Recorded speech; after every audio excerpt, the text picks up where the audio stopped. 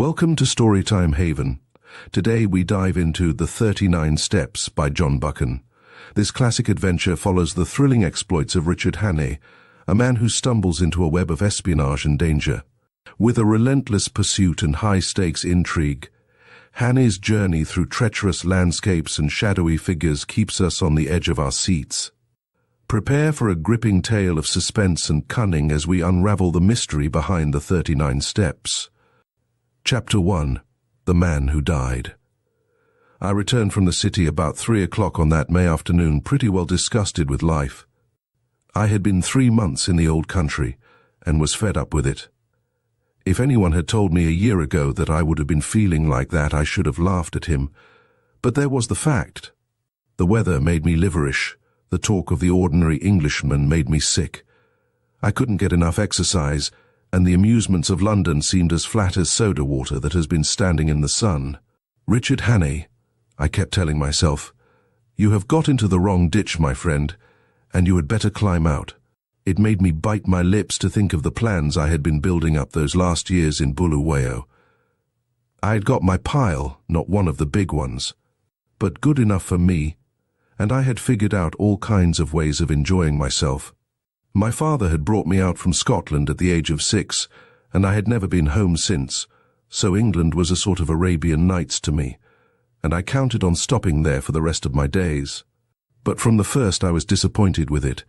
In about a week I was tired of seeing sights, and in less than a month I had had enough of restaurants and theatres and race meetings. I had no real pal to go about with, which probably explains things. Plenty of people invited me to their houses, but they didn't seem much interested in me. They would fling me a question or two about South Africa, and then get on to their own affairs. A lot of imperialist ladies asked me to tea to meet schoolmasters from New Zealand and editors from Vancouver, and that was the dismalest business of all. Here was I, 37 years old, sound in wind and limb, with enough money to have a good time, yawning my head off all day. I had just about settled to clear out and get back to the Veld, for I was the best bored man in the United Kingdom. That afternoon I had been worrying my brokers about investments to give my mind something to work on, and on my way home I turned into my club, rather a pothouse, which took in colonial members. I had a long drink and read the evening papers. They were full of the row in the Near East, and there was an article about Karolides, the Greek premier. I rather fancied the chap. From all accounts he seemed the one big man in the show, and he played a straight game too, which was more than could be said for most of them. I gathered that they hated him pretty blackly in Berlin and Vienna, but that we were going to stick by him, and one paper said that he was the only barrier between Europe and Armageddon. I remember wondering if I could get a job in those parts. It struck me that Albania was the sort of place that might keep a man from yawning. About 6 o'clock I went home, dressed, dined at the Café Royal, and turned into a music hall.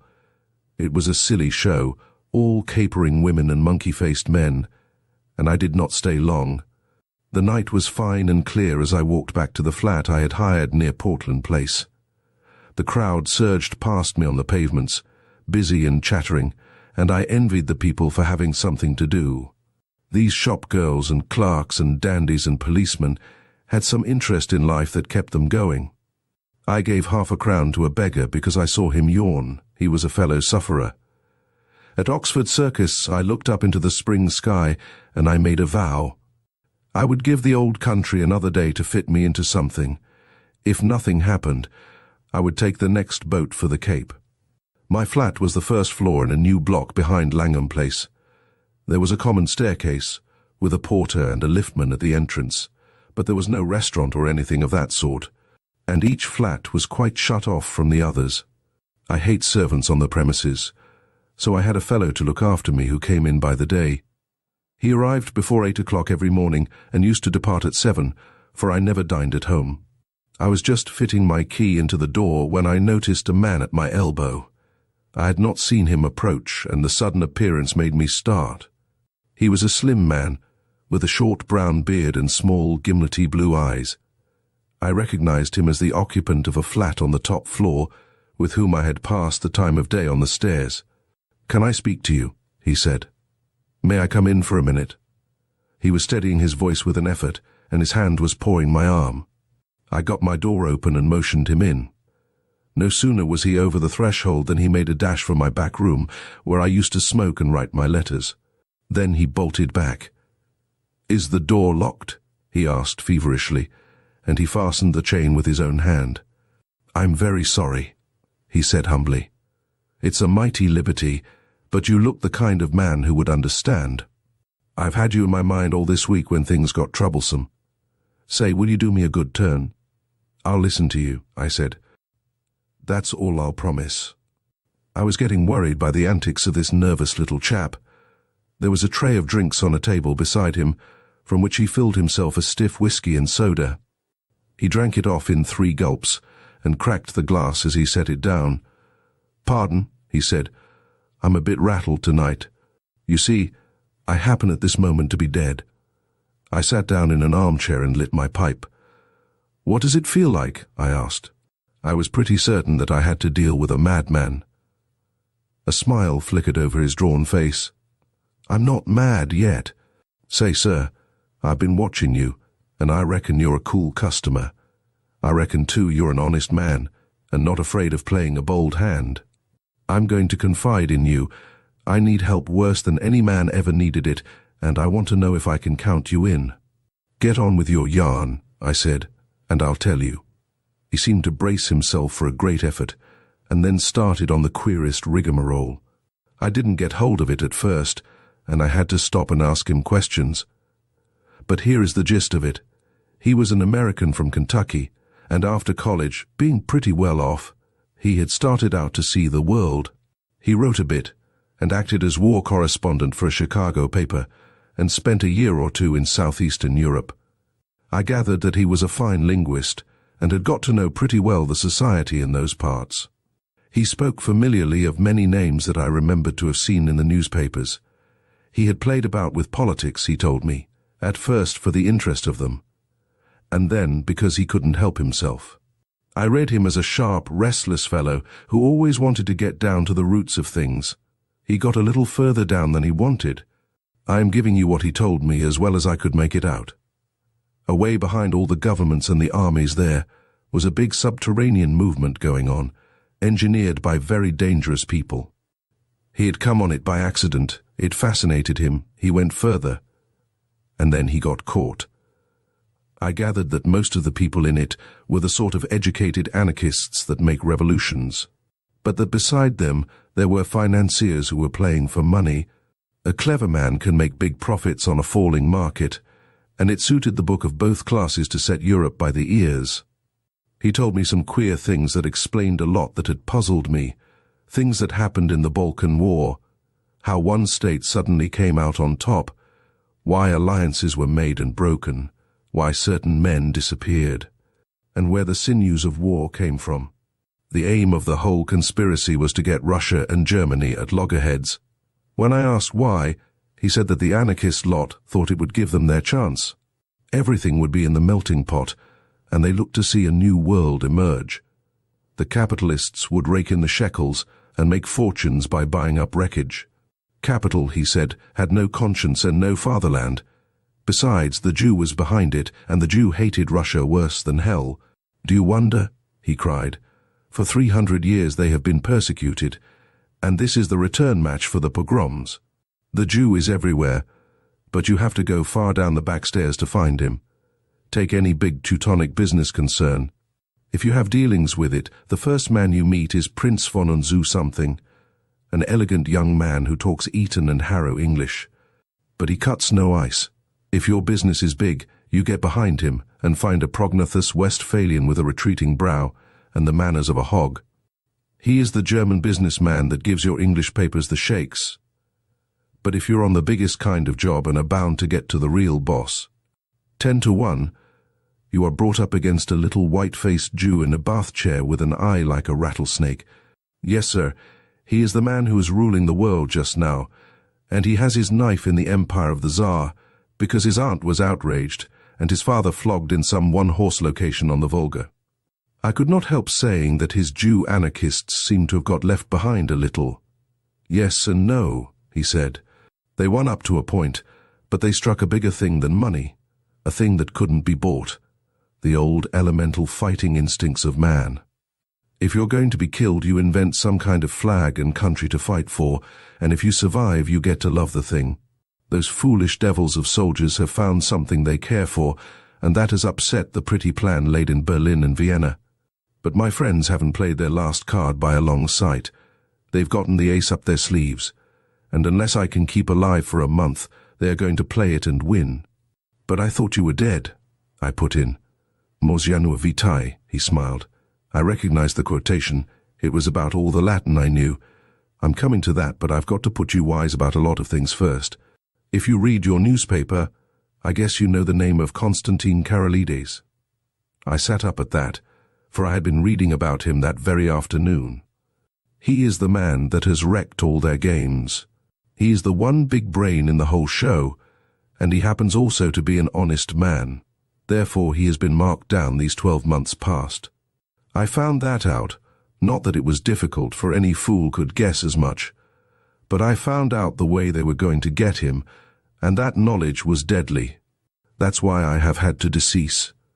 He had another drink, and I mixed it for him myself, for I was getting interested in the beggar. They can't get him in his own land, for he has a bodyguard of epirotes that would skin their grandmothers.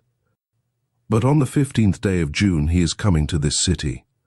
The British Foreign Office has taken to having international tea parties, and the biggest of them is due on that date.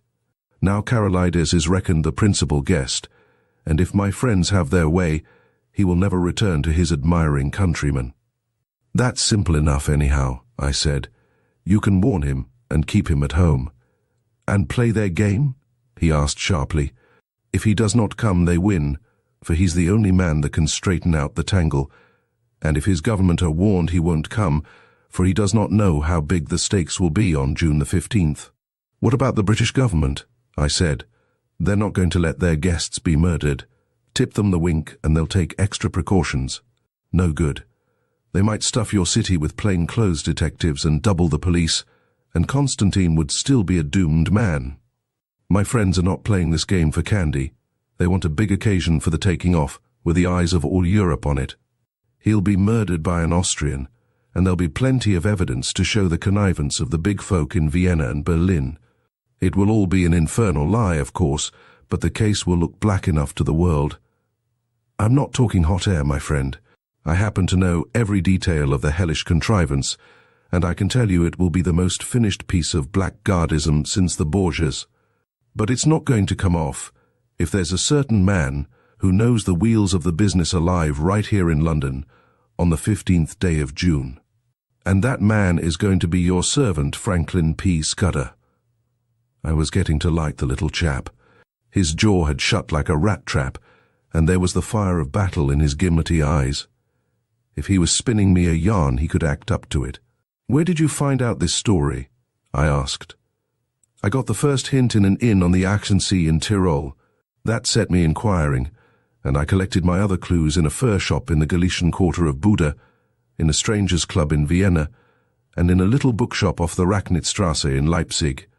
I completed my evidence 10 days ago in Paris. I can't tell you the details now, for it's something of a history. When I was quite sure in my own mind, I judged it my business to disappear, and I reached this city by a mighty queer circuit. I left Paris a dandified young French-American, and I sailed from Hamburg a Jew diamond merchant. In Norway, I was an English student of Ibsen collecting materials for lectures. But when I left Bergen, I was a cinema man with special ski films. And I came here from Leith with a lot of pulpwood propositions in my pocket to put before the London newspapers. Till yesterday I thought I'd muddied my trail some and was feeling pretty happy.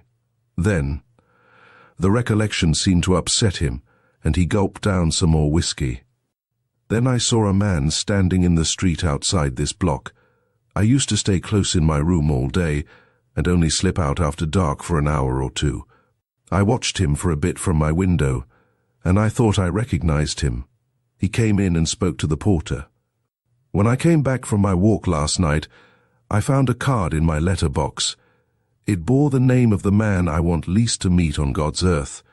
I think that the look in my companion's eyes, The sheer naked scare on his face completed my conviction of his honesty. My own voice sharpened a bit as I asked him what he did next. I realized that I was bottled as sure as a pickled herring, and that there was only one way out. I had to die. If my pursuers knew I was dead, they would go to sleep again. How did you manage it? I told the man that valets me that I was feeling pretty bad, and I got myself up to look like death. That wasn't difficult, for I'm no slouch at disguises. Then I got a corpse. You can always get a body in London if you know where to go for it. I fetched it back in a trunk on the top of a four-wheeler, and I had to be assisted upstairs to my room. You see, I had to pile up some evidence for the inquest. I went to bed and got my man to mix me a sleeping draught, and then told him to clear out. He wanted to fetch a doctor, but I swore some and said I couldn't abide leeches. When I was left alone, I started in to fake up that corpse. He was my size, and I judged had perished from too much alcohol, so I put some spirits handy about the place. The jaw was the weak point in the likeness, so I blew it away with a revolver. I dare say there will be somebody tomorrow to swear to having heard a shot, but there are no neighbors on my floor, and I guessed I could risk it. So I left the body in bed dressed up in my pajamas, with a revolver lying on the bedclothes and a considerable mess around. Then I got into a suit of clothes I had kept waiting for emergencies. I didn't dare to shave for fear of leaving tracks, and besides, it wasn't any kind of use my trying to get into the streets. I had had you in my mind all day, and there seemed nothing to do but to make an appeal to you. I watched from my window till I saw you come home, and then slipped down the stair to meet you. There, sir, I guess you know about as much as me of this business. He sat blinking like an owl, fluttering with nerves and yet desperately determined. By this time I was pretty well convinced that he was going straight with me. It was the wildest sort of narrative, but I had heard in my time many steep tales which had turned out to be true, and I had made a practice of judging the man rather than the story. If he had wanted to get a location in my flat and then cut my throat, he would have pitched a milder yarn. "Hand me your key," I said, "and I'll take a look at the corpse. Excuse my caution, but I'm bound to verify a bit if I can." He shook his head mournfully. "I reckoned you'd ask for that, but I haven't got it. It's on my chain on the dressing table. I had to leave it behind, for I couldn't leave any clues to breed suspicions. The gentry who are after me are pretty bright-eyed citizens. You'll have to take me on trust for the night, and tomorrow you'll get proof of the corpse business right enough." I thought for an instant or two. "Right, I'll trust you for the night. I'll lock you into this room and keep the key. Just one word, Mr. Scudder. I believe you're straight, but if so be you are not, I should warn you that I'm a handy man with a gun." "Sure," he said, jumping up with some briskness. "I haven't the privilege of your name, sir, but let me tell you that you're a white man. I'll thank you to lend me a razor." I took him into my bedroom and turned him loose. In half an hour's time a figure came out that I scarcely recognized. Only his gimlety, hungry eyes were the same. He was shaved clean, his hair was parted in the middle, and he had cut his eyebrows. Further, he carried himself as if he had been drilled, and was the very model, even to the brown complexion, of some British officer who had had a long spell in India. He had a monocle, too, which he stuck in his eye, and every trace of the American had gone out of his speech. "My hat, Mr. Scudder," I stammered. "Not Mr. Scudder," he corrected. "Captain Theophilus Digby of the 40th Gurkhas, presently home on leave." "I'll thank you to remember that, sir." I made him up a bed in my smoking room and sought my own couch, more cheerful than I had been for the past month. Things did happen occasionally, even in this God-forgotten metropolis. I woke next morning to hear my man, Paddock, making the deuce of a row at the smoking room door. Paddock was a fellow I had done a good turn to out on the Salacway, and I had inspanned him as my servant as soon as I got to England. He had about as much gift of the gab as a hippopotamus, and was not a great hand at valeting, but I knew I could count on his loyalty. "Stop that row, Paddock," I said. "There's a friend of mine, Captain. I couldn't remember the name dossing down in there. Get breakfast for two and then come and speak to me." I told Paddock a fine story about how my friend was a great swell, with his nerves pretty bad from overwork, who wanted absolute rest and stillness. Nobody had got to know he was here, or he would be besieged by communications from the India office, and the Prime Minister and his cure would be ruined. I'm bound to say Scudder played up splendidly when he came to breakfast. He fixed Paddock with his eyeglass, just like a British officer, asked him about the Boer War, and slung out at me a lot of stuff about imaginary pals. Paddock couldn't learn to call me sir, but he sirred Scudder as if his life depended on it. I left him with the newspaper and a box of cigars and went down to the city till luncheon. When I got back, the liftman had an important face. "Nasty business here this morning, sir. Gent in number 15 been and shot hisself. They've just took him to the mortuary. The police are up there now." I ascended to know, and found a couple of bobbies and an inspector busy making an examination. I asked a few idiotic questions, and they soon kicked me out. Then I found the man that had valeted Scudder, and pumped him, but I could see he suspected nothing. He was a whining fellow with a churchyard face, and half a crown went far to console him. I attended the inquest next day. A partner of some publishing firm gave evidence that the deceased had brought him wood pulp propositions and had been, he believed, an agent of an American business. The jury found it a case of suicide while of unsound mind, and the few effects were handed over to the American consul to deal with. I gave Scudder a full account of the affair, and it interested him greatly.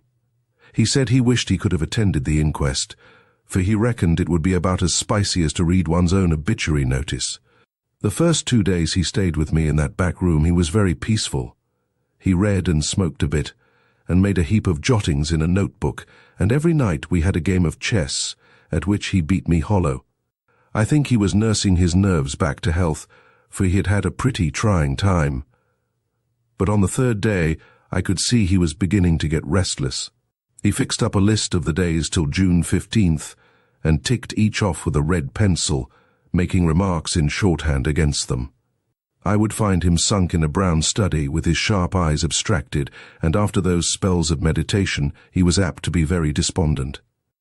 Then I could see that he began to get edgy again. He listened for little noises, and was always asking me if Paddock could be trusted.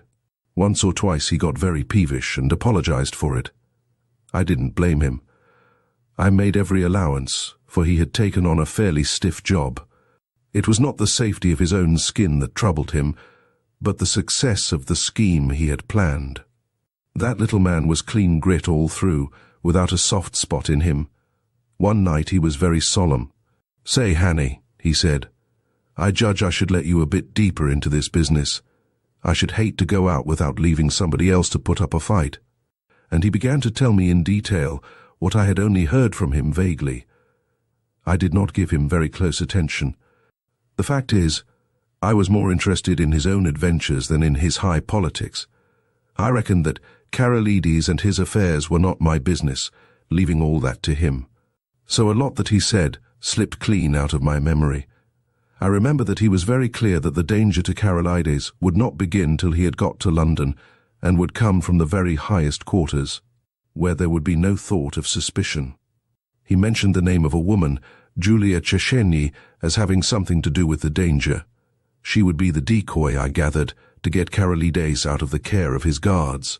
He talked, too, about a black stone and a man that lisped in his speech, and he described very particularly somebody that he never referred to without a shudder.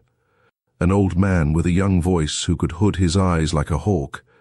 He spoke a good deal about death, too. He was mortally anxious about winning through with his job, but he didn't care a rush for his life. I reckon it's like going to sleep when you're pretty well tired out, and waking to find a summer day with the scent of hay coming in at the window. I used to thank God for such mornings way back in the bluegrass country, and I guess I'll thank him when I wake up on the other side of Jordan. Next day he was much more cheerful, and read the life of Stonewall Jackson much of the time. I went out to dinner with a mining engineer I'd got to see on business, and came back about 10:30 in time for our game of chess before turning in. I had a cigar in my mouth, I remember, as I pushed open the smoking room door. The lights were not lit, which struck me as odd. I wondered if Scudder had turned in already, I snapped the switch, but there was nobody there. Then I saw something in the far corner which made me drop my cigar and fall into a cold sweat. My guest was lying sprawled on his back. There was a long knife through his heart which skewered him to the floor. Chapter 2. The milkman sets out on his travels. I sat down in an armchair and felt very sick. That lasted for maybe 5 minutes and was succeeded by a fit of the horrors. The poor staring white face on the floor was more than I could bear, and I managed to get a tablecloth and cover it. Then I staggered to a cupboard, found the brandy and swallowed several mouthfuls. I had seen men die violently before. Indeed, I had killed a few myself in the Matabele War. But this cold-blooded indoor business was different. Still, I managed to pull myself together.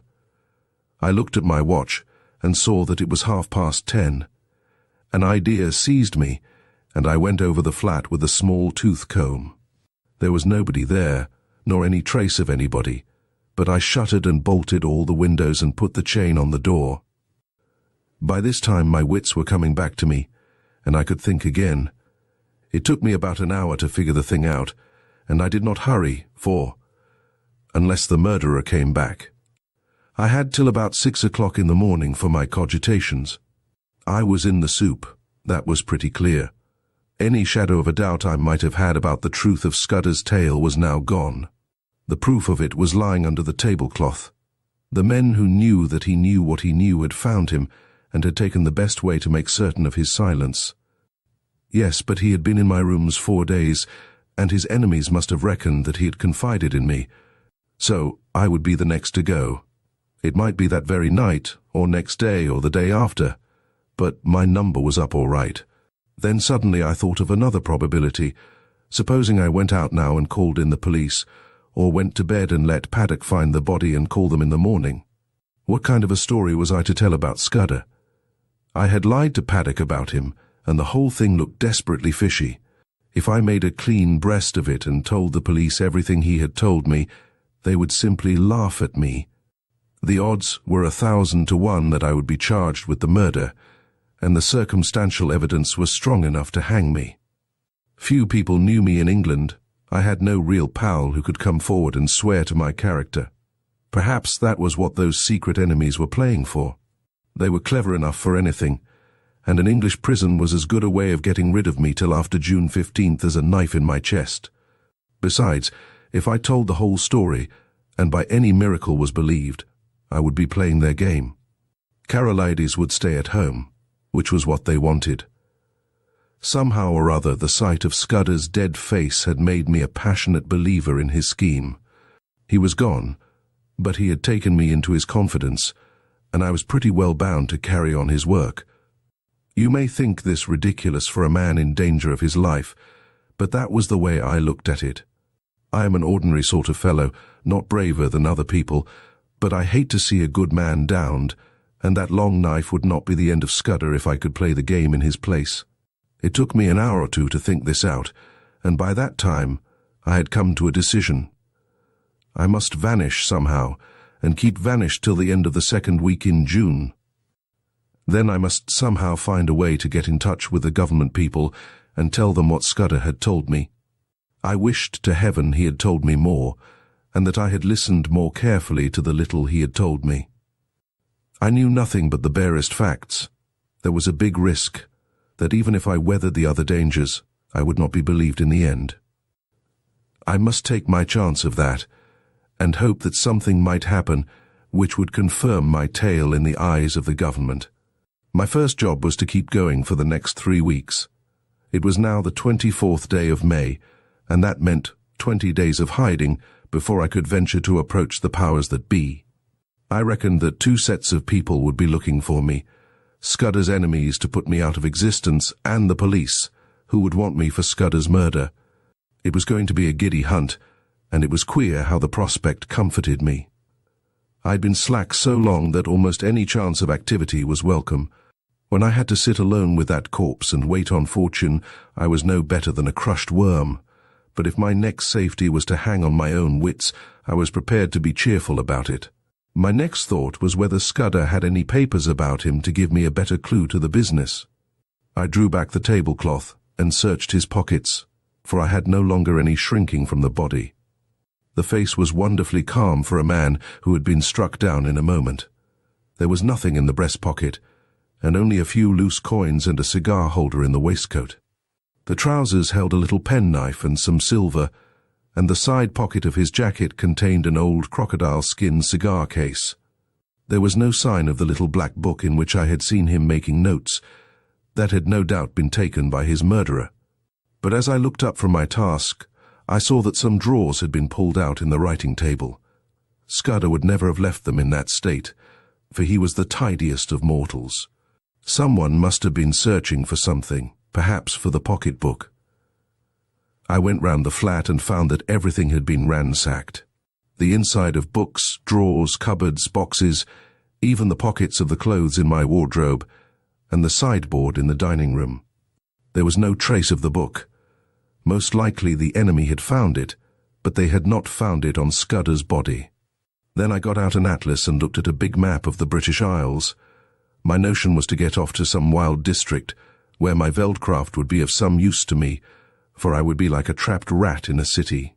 I considered that Scotland would be best, for my people were Scotch, and I could pass anywhere as an ordinary Scotsman.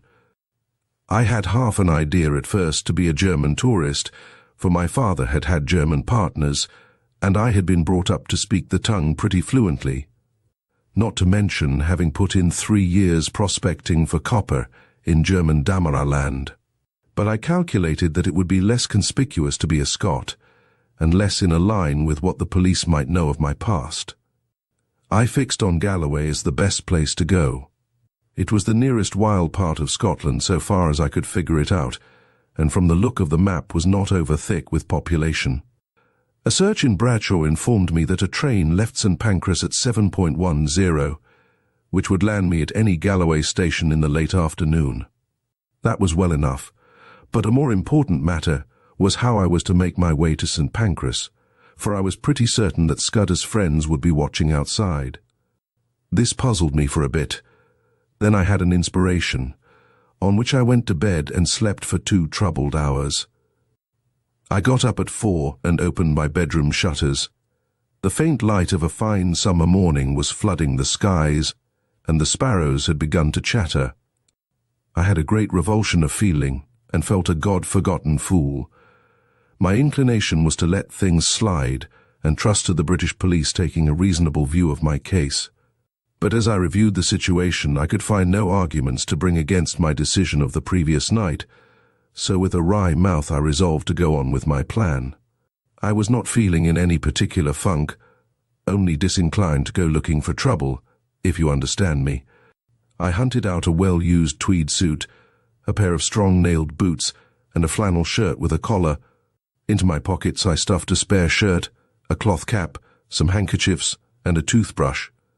I had drawn a good sum in gold from the bank 2 days before, in case Scudder should want money, and I took £50 of it in sovereigns in a belt which I had brought back from Rhodesia. That was about all I wanted. Then I had a bath and cut my moustache, which was long and drooping, into a short, stubbly fringe. Now came the next step. Paddock used to arrive punctually at 7.3000 and let himself in with a latchkey. But about 20 minutes to 7, as I knew from bitter experience, the milkman turned up with a great clatter of cans and deposited my share outside my door. I had seen that milkman sometimes when I had gone out for an early ride. He was a young man about my own height, with an ill-nourished moustache, and he wore a white overall. On him I staked all my chances. I went into the darkened smoking room where the rays of morning light were beginning to creep through the shutters. There I breakfasted off a whiskey and soda and some biscuits from the cupboard. By this time it was getting on for 6 o'clock. I put a pipe in my pocket and filled my pouch from the tobacco jar on the table by the fireplace. As I poked into the tobacco, my fingers touched something hard, and I drew out Scudder's little black pocketbook. That seemed to me a good omen. I lifted the cloth from the body and was amazed at the peace and dignity of the dead face. "Goodbye, old chap," I said. "I am going to do my best for you. Wish me well, wherever you are." Then I hung about in the hall waiting for the milkman. That was the worst part of the business, for I was fairly choking to get out of doors. 6:30 passed, then 6:40, but still he did not come. The fool had chosen this day of all days to be late. At 1 minute after the 6:45 I heard the rattle of the cans outside. I opened the front door, and there was my man, singling out my cans from a bunch he carried and whistling through his teeth. He jumped a bit at the sight of me. "Come in here a moment," I said. "I want a word with you." And I led him into the dining room. "I reckon you're a bit of a sportsman," I said, "and I want you to do me a service. Lend me your cap and overall for 10 minutes, and here's a sovereign for you." His eyes opened at the sight of the gold, and he grinned broadly. "What's the jime?" he asked. "A bet," I said. "I haven't time to explain, but to win it I've got to be a milkman for the next 10 minutes. All you've got to do is to stay here till I come back. You'll be a bit late, but nobody will complain, and you'll have that quid for yourself." "Right-o," he said cheerily. "I ain't the man to spoil a bit of sport. Here's the rig, governor." I stuck on his flat blue hat and his white overall, picked up the cans, banged my door, and went whistling downstairs. The porter at the foot told me to shut my jaw, which sounded as if my makeup was adequate. At first I thought there was nobody in the street. Then I caught sight of a policeman 100 yards down, and a loafer shuffling past on the other side. Some impulse made me raise my eyes to the house opposite, and there at a first-floor window was a face. As the loafer passed, he looked up, and I fancied a signal was exchanged. I crossed the street, whistling gaily and imitating the jaunty swing of the milkman. Then I took the first side street and went up a left-hand turning which led past a bit of vacant ground. There was no one in the little street, so I dropped the milk cans inside the hoarding and sent the cap and overall after them. I had only just put on my cloth cap when a postman came round the corner. I gave him good morning, and he answered me unsuspiciously. At the moment, the clock of a neighbouring church struck the hour of 7. There was not a second to spare. As soon as I got to Euston Road, I took to my heels and ran. The clock at Euston Station showed 5 minutes past the hour. At St Pancras I had no time to take a ticket, let alone that I had not settled upon my destination. A porter told me the platform, and as I entered it, I saw the train already in motion. 2 station officials blocked the way, but I dodged them and clambered into the last carriage. 3 minutes later, as we were roaring through the northern tunnels, an irate guard interviewed me. He wrote out for me a ticket to Newton Stewart, a name which had suddenly come back to my memory, and he conducted me from the first-class compartment, where I had ensconced myself, to a third-class smoker, occupied by a sailor and a stout woman with a child. He went off grumbling, and as I mopped my brow, I observed to my companions in my broadest Scots that it was a sore job catching trains. I had already entered upon my part. "The impudence of that Jaird," said the lady bitterly. "He needed a Scotch tongue to pit him in his place. He was complaining of this wee no-hain a ticket and her no fower till August 12th, and he was objecting to this gentleman spittin'." The sailor morosely agreed, and I started my new life in an atmosphere of protest against authority. I reminded myself that a week ago I had been finding the world dull. Chapter 3. The Adventure of the Literary Innkeeper. I had a solemn time travelling north that day. It was fine May weather, with the hawthorn flowering on every hedge, and I asked myself why, when I was still a free man. I had stayed on in London and not got the good of this heavenly country. I didn't dare face the restaurant car, but I got a luncheon basket at Leeds and shared it with a fat woman. Also I got the morning's papers, with news about starters for the Derby and the beginning of the cricket season, and some paragraphs about how Balkan affairs were settling down and a British squadron was going to Kiel. When I had done with them, I got out Scudder's little black pocketbook and studied it. It was pretty well filled with jottings, chiefly figures, though now and then a name was printed in. For example, I found the words Hofgaard, Luneville, and avocado pretty often, and especially the word Pavia. Now I was certain that Scudder never did anything without a reason, and I was pretty sure that there was a cipher in all this. That is a subject which has always interested me, and I did a bit at it myself once as intelligence officer at Delagoa Bay during the Boer War. I have a head for things like chess and puzzles, and I used to reckon myself pretty good at finding out ciphers. This one looked like the numerical kind, where sets of figures correspond to the letters of the alphabet, but any fairly shrewd man can find the clue to that sort after an hour or two's work. And I didn't think Scudder would have been content with anything so easy. So I fastened on the printed words, for you can make a pretty good numerical cipher if you have a key word which gives you the sequence of the letters. I tried for hours, but none of the words answered. Then I fell asleep and woke at Dumfries just in time to bundle out and get into the slow Galloway train. There was a man on the platform whose looks I didn't like, but he never glanced at me, and when I caught sight of myself in the mirror of an automatic machine, I didn't wonder. With my brown face, my old tweeds and my slouch, I was the very model of one of the hill farmers who were crowding into the third-class carriages. I travelled with half a dozen in an atmosphere of shag and clay pipes. They had come from the weekly market, and their mouths were full of prices. I heard accounts of how the lambing had gone up the Cairn and the Douche, and a dozen other mysterious waters. Above half the men had lunched heavily and were highly flavoured with whisky, so they took no notice of me. We rumbled slowly into a land of little wooded glens, and then to a great wide moorland place, gleaming with lochs, with high blue hills showing northwards. About 5 o'clock the carriage had emptied, and I was left alone as I had hoped. I got out at the next station, a little place whose name I scarcely noted, set right in the heart of a bog. It reminded me of one of those forgotten little stations in the Karoo.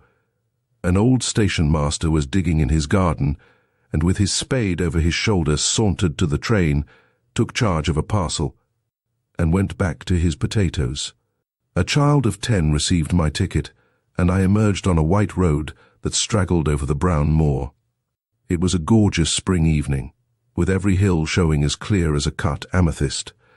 The air had the queer, rooty smell of bogs, but it was as fresh as mid-ocean, and it had the strangest effect on my spirits. I actually felt light-hearted. I might have been a boy out for a spring holiday tramp, instead of a man of 37 very much wanted by the police. I felt just as I used to feel when I was starting for a big trek on a frosty morning on the High Veld. If you believe me, I swung along that road whistling. There was no plan of campaign in my head, only just to go on and on in this blessed, honest-smelling hill country, for every mile put me in better humour with myself. In a roadside planting, I cut a walking stick of hazel, and presently struck off the highway up a bypath which followed the glen of a brawling stream. I reckoned that I was still far ahead of any pursuit, and for that night might please myself. It was some hours since I had tasted food, and I was getting very hungry when I came to a herd's cottage set in a nook beside a waterfall. A brown-faced woman was standing by the door and greeted me with the kindly shyness of moorland places. When I asked for a night's lodging, she said I was welcome to the bed in the loft, and very soon she set before me a hearty meal of ham and eggs, scones, and thick sweet milk. At the darkening her man came in from the hills, a lean giant, who in one step covered as much ground as 3 paces of ordinary mortals. They asked me no questions, for they had the perfect breeding of all dwellers in the wilds, but I could see they set me down as a kind of dealer, and I took some trouble to confirm their view. I spoke a lot about cattle, of which my host knew little, and I picked up from him a good deal about the local Galloway markets, which I tucked away in my memory for future use. At 10, I was nodding in my chair, and the bed in the loft received a weary man who never opened his eyes till 5 o'clock, set the little homesteader going once more. They refused any payment, and by 6 I had breakfasted and was striding southwards again. My notion was to return to the railway line a station or 2 farther on than the place where I had alighted yesterday, and to double back. I reckoned that that was the safest way, for the police would naturally assume that I was always making farther from London in the direction of some western port. I thought I had still a good bit of a start, for, as I reasoned, it would take some hours to fix the blame on me, and several more to identify the fellow who got on board the train at St. Pancras. It was the same jolly, clear spring weather, and I simply could not contrive to feel careworn. Indeed, I was in better spirits than I had been for months.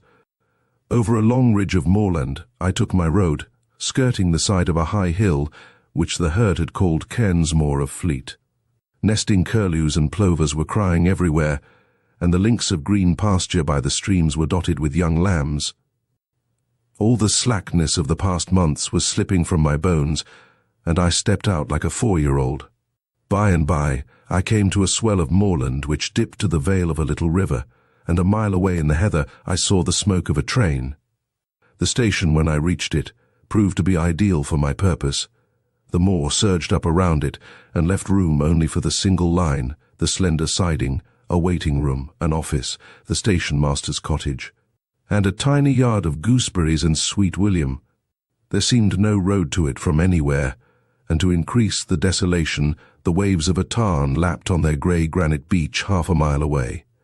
I waited in the deep heather till I saw the smoke of an east-going train on the horizon. Then I approached the tiny booking office and took a ticket for Dumfries. The only occupants of the carriage were an old shepherd and his dog, a wall-eyed brute that I mistrusted. The man was asleep, and on the cushions beside him was that morning's Scotsman.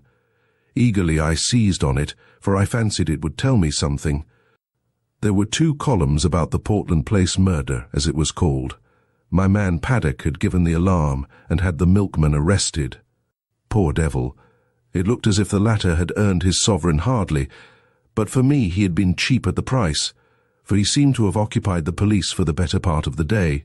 In the latest news, I found a further installment of the story. The milkman had been released, I read, and the true criminal, about whose identity the police were reticent, was believed to have got away from London by one of the northern lines. There was a short note about me as the owner of the flat. I guess the police had stuck that in, as a clumsy contrivance to persuade me that I was unsuspected. There was nothing else in the paper, nothing about foreign politics or Carolides, or the things that had interested Scudder. I laid it down, and found that we were approaching the station at which I had got out yesterday. The potato-digging station master had been gingered up into some activity, for the west-going train was waiting to let us pass, and from it had descended 3 men who were asking him questions. I supposed that they were the local police, who had been stirred up by Scotland Yard and had traced me as far as this one-horse siding. Sitting well back in the shadow, I watched them carefully. One of them had a book and took down notes. The old potato digger seemed to have turned peevish, but the child who had collected my ticket was talking volubly. All the party looked out across the moor where the white road departed. I hoped they were going to take up my tracks there. As we moved away from that station, my companion woke up. He fixed me with a wandering glance, kicked his dog viciously, and inquired where he was. Clearly he was very drunk. "That's what comes of being a teetotaler," he observed in bitter regret. I expressed my surprise that in him I should have met a blue-ribbon stalwart. "Aye, but I'm a strong teetotaler," he said pugnaciously. "I took the pledge last Martinmas, and I have e'en touched a drop o' whisky sin sign. Not even at Hogmanay, though I was sair tempted." He swung his heels up on the seat and burrowed a frowsy head into the cushions. "And that's I get," he moaned. "A hide better than hellfire, and twain look in different ways for the Sabbath." "What did it?" I asked. "A drink they ca brandy. Being a teetotaler I keep it off the whisky, but I was nip-nipping a day at this brandy, and I doubt I'll no be weel for a fortnicht." His voice died away into a splutter, and sleep once more laid its heavy hand on him. My plan had been to get out at some station down the line, but the train suddenly gave me a better chance, for it came to a standstill at the end of a culvert, which spanned a brawling porter-coloured river. I looked out and saw that every carriage window was closed, and no human figure appeared in the landscape. So I opened the door and dropped quickly into the tangle of hazels which edged the line. It would have been all right but for that infernal dog. Under the impression that I was decamping with its master's belongings, it started to bark, and all but got me by the trousers. This woke up the herd, who stood bawling at the carriage door in the belief that I had committed suicide. I crawled through the thicket, reached the edge of the stream, and in cover of the bushes put 100 yards or so behind me. Then from my shelter I peered back, and saw the guard and several passengers gathered round the open carriage door and staring in my direction. I could not have made a more public departure if I had left with a bugler and a brass band. Happily, the drunken herd provided a diversion. He and his dog, which was attached by a rope to his waist, suddenly cascaded out of the carriage, landed on their heads on the track, and rolled some way down the bank towards the water. In the rescue which followed, the dog bit somebody, for I could hear the sound of hard swearing. Presently they had forgotten me, and when after a quarter of a mile's crawl, I ventured to look back. The train had started again and was vanishing in the cutting.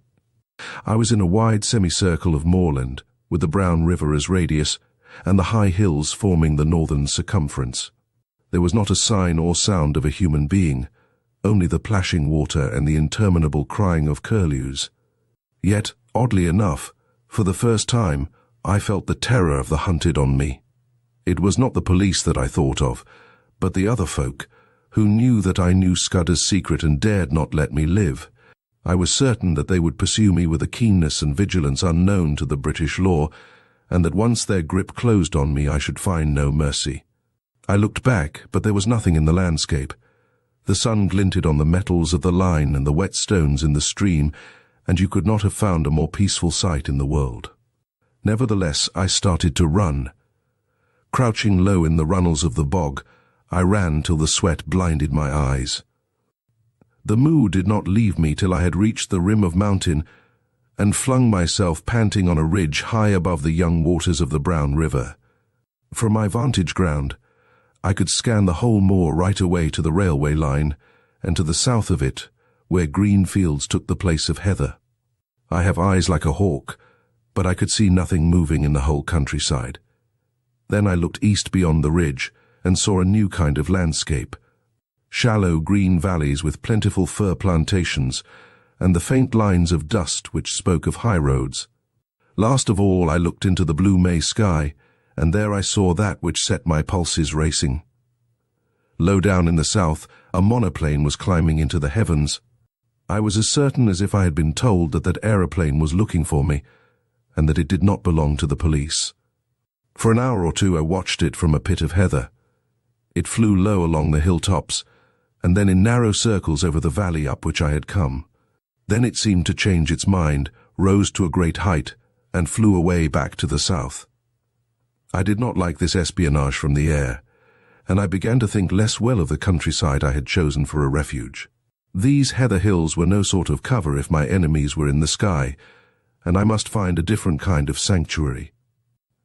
I looked with more satisfaction to the green country beyond the ridge, for there I should find woods and stone houses. About 6 in the evening, I came out of the moorland to a white ribbon of road, which wound up the narrow vale of a lowland stream. As I followed it, fields gave place to bent, the glen became a plateau, and presently I had reached a kind of pass where a solitary house smoked in the twilight. The road swung over a bridge, and leaning on the parapet was a young man. He was smoking a long clay pipe and studying the water with spectacled eyes. In his left hand was a small book with a finger marking the place. Slowly he repeated, as when a griffin through the wilderness with winged step, o'er hill and moory dale pursues the Arimaspian. He jumped round as my step rung on the keystone, and I saw a pleasant sunburnt boyish face. "Good evening to you," he said gravely. "It's a fine night for the road." The smell of peat smoke and of some savoury roast floated to me from the house. "Is that place an inn?" I asked. "At your service," he said politely. "I am the landlord, sir, and I hope you will stay the night, for to tell you the truth I've had no company for a week." I pulled myself up on the parapet of the bridge and filled my pipe. I began to detect an ally. "You're young to be an innkeeper," I said. "My father died a year ago and left me the business. I live there with my grandmother. It's a slow job for a young man, and it wasn't my choice of profession." "Which was?" He actually blushed. "I want to write books," he said. "And what better chance could you ask?" I cried. "Man, I've often thought that an innkeeper would make the best storyteller in the world." "Not now," he said eagerly. "Maybe in the old days when you had pilgrims and ballad makers and highwaymen and mail coaches on the road, but not now. Nothing comes here but motor cars full of fat women who stop for lunch, and a fisherman or two in the spring, and the shooting tenants in August. There is not much material to be got out of that. I want to see life, to travel the world, and write things like Kipling and Conrad. But the most I've done yet is to get some verses printed in Chambers's journal." I looked at the inn standing golden in the sunset against the brown hills. I've knocked a bit about the world, and I wouldn't despise such a hermitage. Do you think that adventure is found only in the tropics or among gentry in red shirts? Maybe you're rubbing shoulders with it at this moment. That's what Kipling says, he said, his eyes brightening, and he quoted some verse about romance springs up the 9.15. "Here's a true tale for you then," I cried, "and a month from now you can make a novel out of it." Sitting on the bridge in the soft May gloaming, I pitched him a lovely yarn. It was true in essentials too, though I altered the minor details. I made out that I was a mining magnate from Kimberley, who had had a lot of trouble with IDB and had shown up a gang. They had pursued me across the ocean and had killed my best friend, and were now on my tracks. I told the story well, though I say it who shouldn't. I pictured a flight across the Kalahari to German Africa, the crackling, parching days, the wonderful blue velvet nights. I described an attack on my life on the voyage home, and I made a really horrid affair of the Portland Place murder. "You're looking for adventure," I cried. "Well, you found it here. The devils are after me and the police are after them. It's a race that I mean to win." "By God," he whispered, drawing his breath in sharply. "It is all pure Rider Haggard and Conan Doyle." "You believe me," I said gratefully. "Of course I do," and he held out his hand. "I believe everything out of the common. The only thing to distrust is the normal." He was very young, but he was the man for my money. "I think they're off my track for the moment, but I must lie close for a couple of days. Can you take me in?" He caught my elbow in his eagerness and drew me towards the house. "You can lie as snug here as if you were in a moss hole. I'll see that nobody blabs either. And you'll give me some more material about your adventures." As I entered the inn porch, I heard from far off the beat of an engine. There, silhouetted against the dusky west, was my friend, the monoplane. He gave me a room at the back of the house, with a fine outlook over the plateau, and he made me free of his own study, which was stacked with cheap editions of his favorite authors. I never saw the grandmother, so I guessed she was bedridden. An old woman called Margit brought me my meals, and the innkeeper was around me at all hours. I wanted some time to myself, so I invented a job for him. He had a motor bicycle, and I sent him off next morning for the daily paper, which usually arrived with the post in the late afternoon. I told him to keep his eyes skinned, and make note of any strange figures he saw, keeping a special sharp lookout for motors and aeroplanes. Then I sat down in real earnest to Scudder's notebook. He came back at midday with the Scotsman. There was nothing in it, except some further evidence of Paddock and the Milkman, and a repetition of yesterday's statement that the murderer had gone north. But there was a long article, reprinted from the Times, about Karolides and the state of affairs in the Balkans, though there was no mention of any visit to England. I got rid of the innkeeper for the afternoon, for I was getting very warm in my search for the cipher. As I told you, it was a numerical cipher, and by an elaborate system of experiments, I had pretty well discovered what were the nulls and stops. The trouble was the key word, and when I thought of the odd million words he might have used, I felt pretty hopeless. But about 3 o'clock, I had a sudden inspiration. The name Julia Cecchini flashed across my memory. Scudder had said it was the key to the Karolides business, and it occurred to me to try it on his cipher. It worked. The 5 letters of Julia gave me the position of the vowels.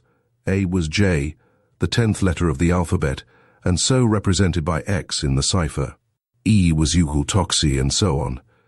Cecchini gave me the numerals for the principal consonants. I scribbled that scheme on a bit of paper and sat down to read Scudder's pages. In half an hour, I was reading with a whitish face and fingers that drummed on the table. I glanced out of the window and saw a big touring car coming up the glen towards the inn. It drew up at the door, and there was the sound of people alighting. There seemed to be 2 of them, men in aquascutums and tweed caps. 10 minutes later the innkeeper slipped into the room, his eyes bright with excitement. "There's 2 chaps below looking for you," he whispered. "They're in the dining room having whiskies and sodas. They asked about you and said they had hoped to meet you here." "Oh. And they described you jolly well, down to your boots and shirt. I told them you had been here last night and had gone off on a motor bicycle this morning, and one of the chaps swore like a navvy.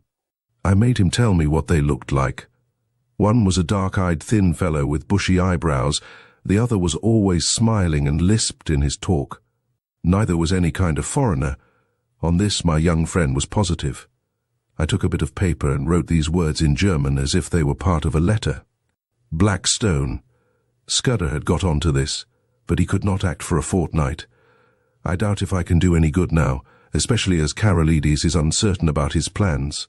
But if Mr. T advises, I will do the best I manufactured it rather neatly, so that it looked like a loose page of a private letter. Take this down and say it was found in my bedroom, and ask them to return it to me if they overtake me. 3 minutes later, I heard the car begin to move, and peeping from behind the curtain caught sight of the 2 figures. One was slim, the other was sleek. That was the most I could make of my reconnaissance. The innkeeper appeared in great excitement. "Your paper woke them up," he said gleefully. The dark fellow went as white as death and cursed like blazes, and the fat one whistled and looked ugly. They paid for their drinks with half a sovereign and wouldn't wait for change. "Now I'll tell you what I want you to do," I said. "Get on your bicycle and go off to Newton Stewart to the chief constable. Describe the 2 men and say you suspect them of having had something to do with the London murder. You can invent reasons. The 2 will come back, never fear. Not tonight, for they'll follow me 40 miles along the road, but first thing tomorrow morning. Tell the police to be here bright and early." He set off like a docile child while I worked at Scudder's notes. When he came back, we dined together, and in common decency, I had to let him pump me. I gave him a lot of stuff about lion hunts and the Matabele War, thinking all the while what tame businesses these were compared to this I was now engaged in. When he went to bed, I sat up and finished Scudder. I smoked in a chair till daylight, for I could not sleep. About 8 next morning, I witnessed the arrival of 2 constables and a sergeant. They put their car in a coach house under the innkeeper's instructions and entered the house. 20 minutes later, I saw from my window a second car come across the plateau from the opposite direction. It did not come up to the inn, but stopped 200 yards off in the shelter of a patch of wood. I noticed that its occupants carefully reversed it before leaving it. A minute or 2 later, I heard their steps on the gravel outside the window. My plan had been to lie hid in my bedroom and see what happened. I had a notion that if I could bring the police and my other more dangerous pursuers together, something might work out of it to my advantage. But now I had a better idea. I scribbled a line of thanks to my host, opened the window, and dropped quietly into a gooseberry bush. Unobserved, I crossed the dike, crawled down the side of a tributary burn, and won the high road on the far side of the patch of trees. There stood the car, very spick and span in the morning sunlight, but with the dust on her which told of a long journey. I started her, jumped into the chauffeur's seat, and stole gently out onto the plateau. Almost at once the road dipped so that I lost sight of the inn, but the wind seemed to bring me the sound of angry voices. Chapter 4. The Adventure of the Radical Candidate. You may picture me driving that 40 hours P car for all she was worth over the crisp moor roads on that shining May morning, glancing back at first over my shoulder and looking anxiously to the next turning, then driving with a vague eye, just wide enough awake to keep on the highway. For I was thinking desperately of what I had found in Scudder's pocketbook. The little man had told me a pack of lies. All his yarns about the Balkans and the Jew anarchists and the Foreign Office Conference were eyewash, and so was Karolides, and yet not quite, as you shall hear. I had staked everything on my belief in his story, and had been let down. Here was his book telling me a different tale, and instead of being once bitten, twice shy, I believed it absolutely. Why, I don't know. It rang desperately true, and the first yarn, if you understand me, had been in a queer way true also in spirit. The 15th day of June was going to be a day of destiny, a bigger destiny than the killing of a dago. It was so big that I didn't blame Scudder for keeping me out of the game and wanting to play a lone hand. That, I was pretty clear, was his intention. He had told me something which sounded big enough, but the real thing was so immortally big that he, the man who had found it out, wanted it all for himself. I didn't blame him. It was risks, after all, that he was chiefly greedy about. The whole story was in the notes, with gaps, you understand, which he would have filled up from his memory. He stuck down his authorities too, and had an odd trick of giving them all a numerical value, and then striking a balance, which stood for the reliability of each stage in the yarn. The 4 names he had printed were authorities, and there was a man, Ducrosnay, who got 5 out of a possible 5, and another fellow, Amersfoort, who got 3. The bare bones of the tale were all that was in the book, these and one queer phrase which occurred half a dozen times inside brackets. 39 steps was the phrase, and at its last time of use it ran, 39 steps, I counted them. High tide 10:07 p.m.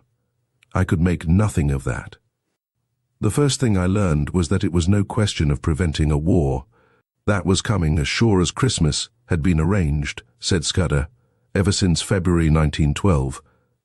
Karolides was going to be the occasion. He was booked all right, and was to hand in his checks on June 14th, 2 weeks and 4 days from that May morning. I gathered from Scudder's notes that nothing on earth could prevent that. His talk of Epirot guards that would skin their own grandmothers was all billy-o. The second thing was that this war was going to come as a mighty surprise to Britain. Karolides' death would set the Balkans by the ears, and then Vienna would chip in with an ultimatum. Russia wouldn't like that, and there would be high words, but Berlin would play the peacemaker and pour oil on the waters till suddenly she would find a good cause for a quarrel, pick it up, and in 5 hours let fly at us. That was the idea, and a pretty good one too. Honey and fair speeches, and then a stroke in the dark.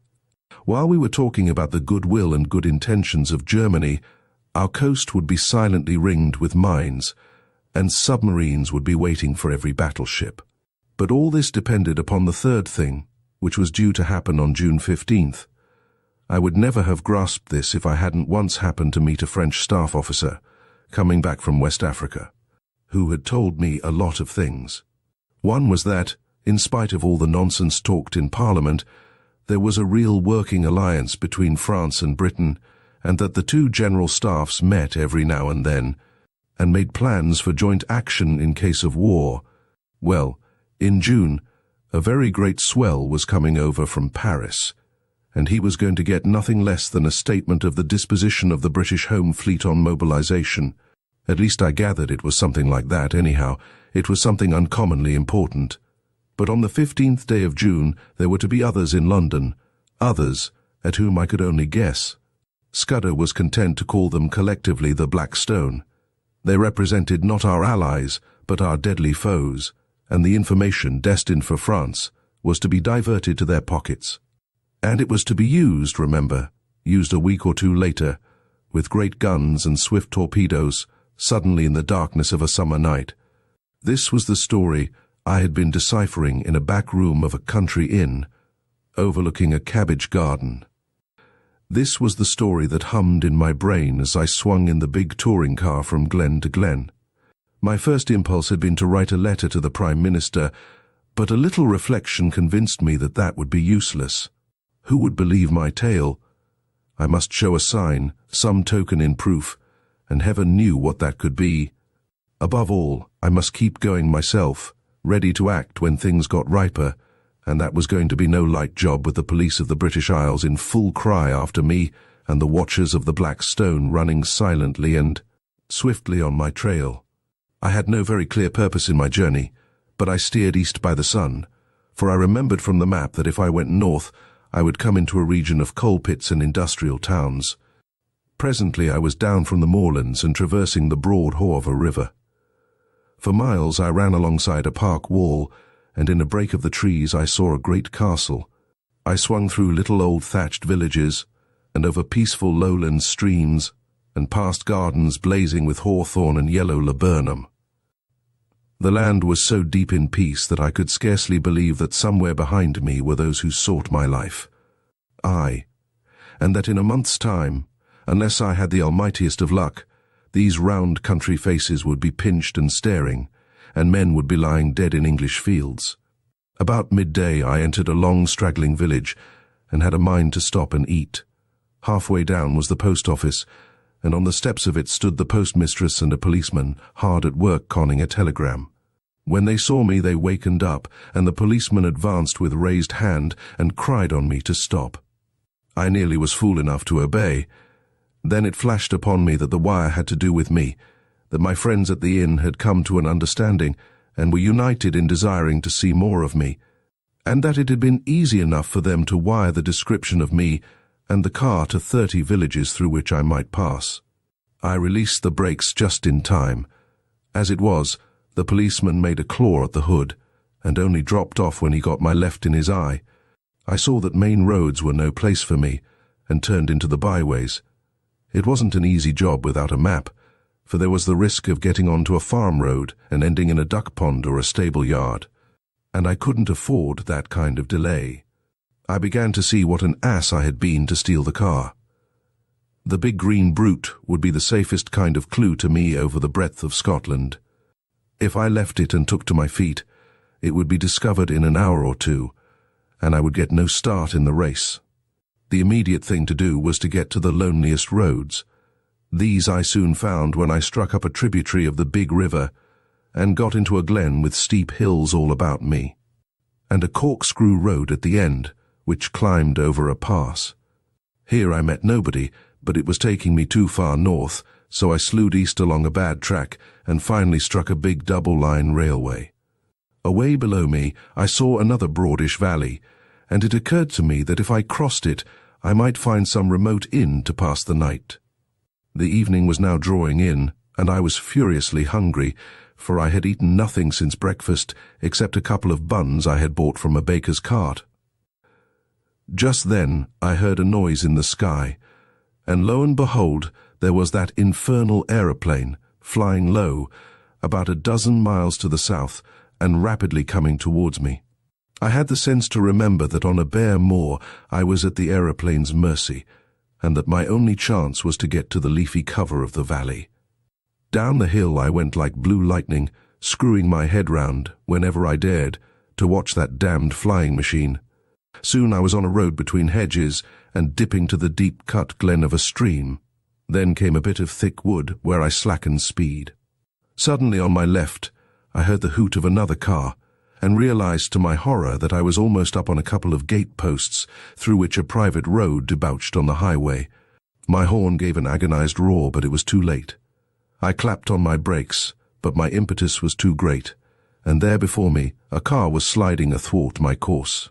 In a second there would have been the deuce of a wreck. I did the only thing possible, and ran slap into the hedge on the right, trusting to find something soft beyond.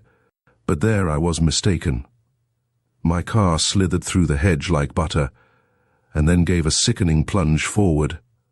I saw what was coming, leapt on the seat and would have jumped out, but a branch of hawthorn got me in the chest, lifted me up and held me, while a ton or two of expensive metal slipped below me, bucked and pitched, and then dropped with an almighty smash 50 feet to the bed of the stream. Slowly that thorn let me go. I subsided first on the hedge, and then very gently on a bower of nettles. As I scrambled to my feet, a hand took me by the arm, and a sympathetic and badly scared voice asked me if I were hurt. I found myself looking at a tall young man in goggles and a leather ulster, who kept on blessing his soul and whinnying apologies. For myself, once I got my wind back, I was rather glad than otherwise. This was one way of getting rid of the car. "My blame, sir," I answered him. "It's lucky that I did not add homicide to my follies. That's the end of my Scotch motor tour, but it might have been the end of my life." He plucked out a watch and studied it. "You're the right sort of fellow," he said. "I can spare a quarter of an hour, and my house is 2 minutes off. I'll see you clothed and fed and snug in bed. Where's your kit, by the way?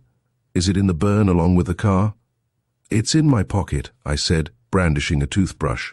"I'm a colonial and travel light." "A colonial," he cried. "By gad, you're the very man I've been praying for. Are you by any blessed chance a free trader?" "I am," said I, without the foggiest notion of what he meant. He patted my shoulder and hurried me into his car. 3 minutes later we drew up before a comfortable-looking shooting box set among pine trees, and he ushered me indoors. He took me first to a bedroom and flung half a dozen of his suits before me, for my own had been pretty well reduced to rags. I selected a loose blue serge, which differed most conspicuously from my former garments, and borrowed a linen collar. Then he hailed me to the dining room, where the remnants of a meal stood on the table, and announced that I had just 5 minutes to feed.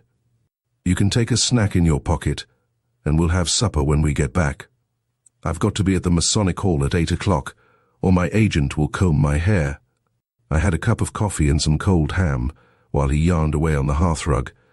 "You find me in the deuce of a mess, mister. By the by, you haven't told me your name." "Twisden. Any relation of old Tommy Twisden of the 60th? No? Well, you see, I'm Liberal candidate for this part of the world, and I had a meeting on tonight at Brattleburn. That's my chief town, and an infernal Tory stronghold. I had got the colonial ex-premier fellow, Crumpleton, coming to speak for me tonight, and had the thing tremendously billed and the whole place ground baited. This afternoon I had a wire from the ruffian saying he had got influenza at Blackpool, and here am I left to do the whole thing myself. I had meant to speak for 10 minutes and must now go on for 40. And though I've been racking my brains for 3 hours to think of something, I simply cannot last the course. Now you've got to be a good chap and help me. You're a free trader and can tell our people what a washout protection is in the colonies. All you fellows have the gift of the gab. I wish to heaven I had it. I'll be forevermore in your debt." I had very few notions about free trade one way or the other, but I saw no other chance to get what I wanted. My young gentleman was far too absorbed in his own difficulties to think how odd it was to ask a stranger who had just missed death by an ace and had lost a 1,000 guinea car to address a meeting for him on the spur of the moment. But my necessities did not allow me to contemplate oddnesses or to pick and choose my supports. "All right," I said. "I'm not much good as a speaker, but I'll tell them a bit about Australia." At my words, the cares of the ages slipped from his shoulders, and he was rapturous in his thanks. He lent me a big driving coat, and never troubled to ask why I had started on a motor tour without possessing an ulster, and, as we slipped down the dusty roads, poured into my ears the simple facts of his history. He was an orphan, and his uncle had brought him up. I've forgotten the uncle's name, but he was in the cabinet, and you can read his speeches in the papers. He had gone round the world after leaving Cambridge, and then, being short of a job, his uncle had advised politics. I gathered that he had no preference in parties. "Good chaps in both," he said cheerfully, "and plenty of blighters too. I'm Liberal, because my family have always been Whigs." But if he was lukewarm politically, he had strong views on other things. He found out I knew a bit about horses and jawed away about the Derby entries, and he was full of plans for improving his shooting. Altogether, a very clean, decent, callow young man. As we passed through a little town, 2 policemen signalled us to stop and flashed their lanterns on us. "Beg pardon, Sir Harry," said one. "We've got instructions to look out for a car, and the description's no unlike yours." "Right-o," said my host, while I thanked Providence for the devious ways I had been brought to safety. After that he spoke no more, for his mind began to labour heavily with his coming speech. His lips kept muttering, his eye wandered, and I began to prepare myself for a second catastrophe. I tried to think of something to say myself, but my mind was dry as a stone. The next thing I knew, we had drawn up outside a door in a street and were being welcomed by some noisy gentlemen with rosettes. The hall had about 500 in it, women mostly, a lot of bald heads, and a dozen or two young men. The chairman, a weaselly minister with a reddish nose, lamented Crumpleton's absence, soliloquized on his influenza, and gave me a certificate as a trusted leader of Australian thought. There were 2 policemen at the door, and I hoped they took note of that testimonial. Then Sir Harry started. I never heard anything like it. He didn't begin to know how to talk. He had about a bushel of notes from which he read, and when he let go of them, he fell into one prolonged stutter. Every now and then he remembered a phrase he had learned by heart, straightened his back, and gave it off like Henry Irving, and the next moment he was bent double and crooning over his papers. It was the most appalling rot, too. He talked about the German menace, and said it was all a Tory invention to cheat the poor of their rights and keep back the great flood of social reform. But that organised Labour realised this, and laughed the Tories to scorn. He was all for reducing our navy as a proof of our good faith, and then sending Germany an ultimatum telling her to do the same, or we would knock her into a cocked hat. He said that, but for the Tories, Germany and Britain would be fellow workers in peace and reform. I thought of the little black book in my pocket. A giddy lot Scudder's friends cared for peace and reform. Yet in a queer way I liked the speech. You could see the niceness of the chap shining out behind the muck with which he had been spoon-fed. Also, it took a load off my mind. I mightn't be much of an orator, but I was 1,000% better than Sir Harry. I didn't get on so badly when it came to my turn. I simply told them all I could remember about Australia, praying there should be no Australian there, all about its Labour Party and emigration and universal service. I doubt if I remembered to mention free trade, but I said there were no Tories in Australia, only Labour and Liberals. That fetched a cheer, and I woke them up a bit when I started in to tell them the kind of glorious business I thought could be made out of the Empire if we really put our backs into it. Altogether, I fancy I was rather a success. The minister didn't like me, though, and when he proposed a vote of thanks, spoke of Sir Harry's speech as statesmanlike and mine as having the eloquence of an emigration agent. When we were in the car again, my host was in wild spirits at having got his job over. "A ripping speech, Twiston," he said. "Now, you're coming home with me. I'm all alone, and if you'll stop a day or two, I'll show you some very decent fishing." We had a hot supper, and I wanted it pretty badly, and then drank grog in a big, cheery smoking room with a crackling wood fire. I thought the time had come for me to put my cards on the table. I saw by this man's eye that he was the kind you can trust. "Listen, Sir Harry," I said. "I've something pretty important to say to you. You're a good fellow, and I'm going to be frank. Where on earth did you get that poisonous rubbish you talked tonight?" His face fell. "Was it as bad as that?" he asked ruefully. "It did sound rather thin. I got most of it out of the Progressive magazine and pamphlets that agent chap of mine keeps sending me. But you surely don't think Germany would ever go to war with us?" "Ask that question in 6 weeks and it won't need an answer," I said. "If you'll give me your attention for half an hour, I am going to tell you a story. I can see yet that bright room with the deers' heads and the old prints on the walls." Sir Harry standing restlessly on the stone curb of the hearth, and myself lying back in an armchair, speaking. I seemed to be another person, standing aside and listening to my own voice, and judging carefully the reliability of my tale. It was the first time I had ever told anyone the exact truth, so far as I understood it, and it did me no end of good, for it straightened out the thing in my own mind. I blinked no detail. He heard all about Scudder and the Milkman and the notebook and my doings in Galloway. Presently he got very excited and walked up and down the hearthrug. "So you see," I concluded, "you have got here in your house the man that is wanted for the Portland Place murder. Your duty is to send your car for the police and give me up. I don't think I'll get very far. There'll be an accident, and I'll have a knife in my ribs an hour or so after arrest. Nevertheless, it's your duty, as a law-abiding citizen. Perhaps in a month's time you'll be sorry, but you have no cause to think of that." He was looking at me with bright, steady eyes. "What was your job in Rhodesia, Mr. Hannay?" he asked. "Mining engineer," I said. I've made my pile cleanly, and I've had a good time in the making of it. Not a profession that weakens the nerves, is it? I laughed.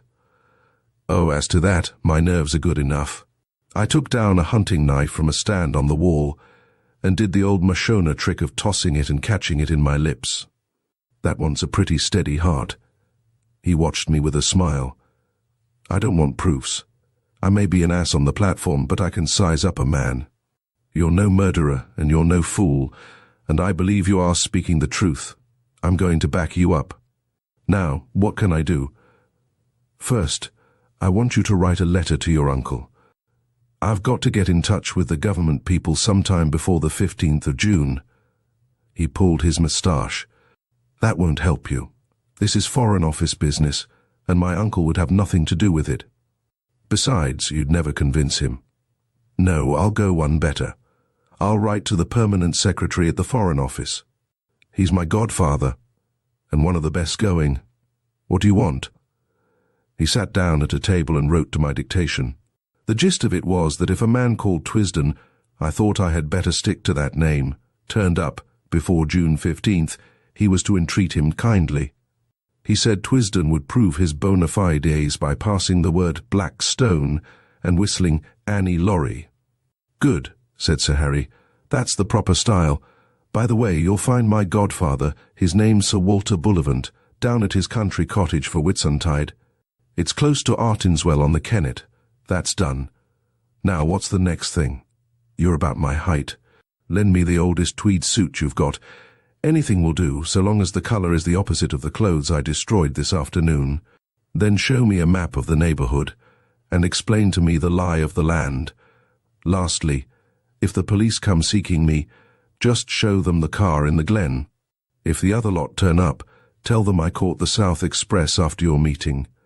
He did, or promised to do, all these things. I shaved off the remnants of my moustache and got inside an ancient suit of what I believe is called heather mixture.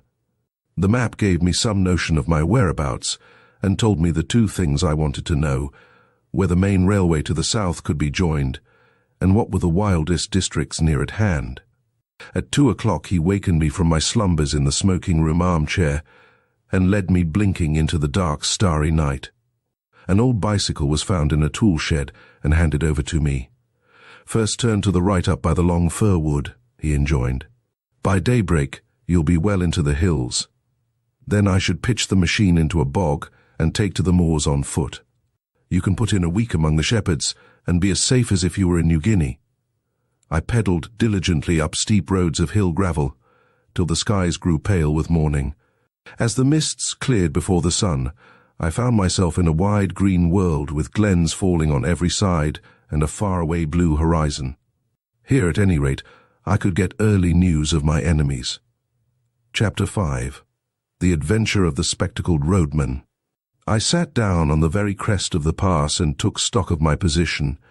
Behind me was the road climbing through a long cleft in the hills, which was the upper glen of some notable river. In front was a flat space of maybe a mile, all pitted with bog holes and rough with tussocks, and then beyond it the road fell steeply down another glen to a plain whose blue dimness melted into the distance. To left and right were round-shouldered green hills as smooth as pancakes, but to the south, that is, the left hand, there was a glimpse of high heathery mountains, which I remembered from the map as the big knot of hill which I had chosen for my sanctuary. I was on the central boss of a huge upland country, and could see everything moving for miles. In the meadows below the road, half a mile back, a cottage smoked, but it was the only sign of human life. Otherwise there was only the calling of plovers and the tinkling of little streams. It was now about 7 o'clock, and as I waited, I heard once again that ominous beat in the air. Then I realized that my vantage ground might be in reality a trap. There was no cover for a tomtit in those bald green places. I sat quite still and hopeless while the beat grew louder. Then I saw an aeroplane coming up from the east. It was flying high, but as I looked it dropped several 100 feet and began to circle round the knot of hill in narrowing circles, just as a hawk wheels before it pounces. Now it was flying very low, and now the observer on board caught sight of me.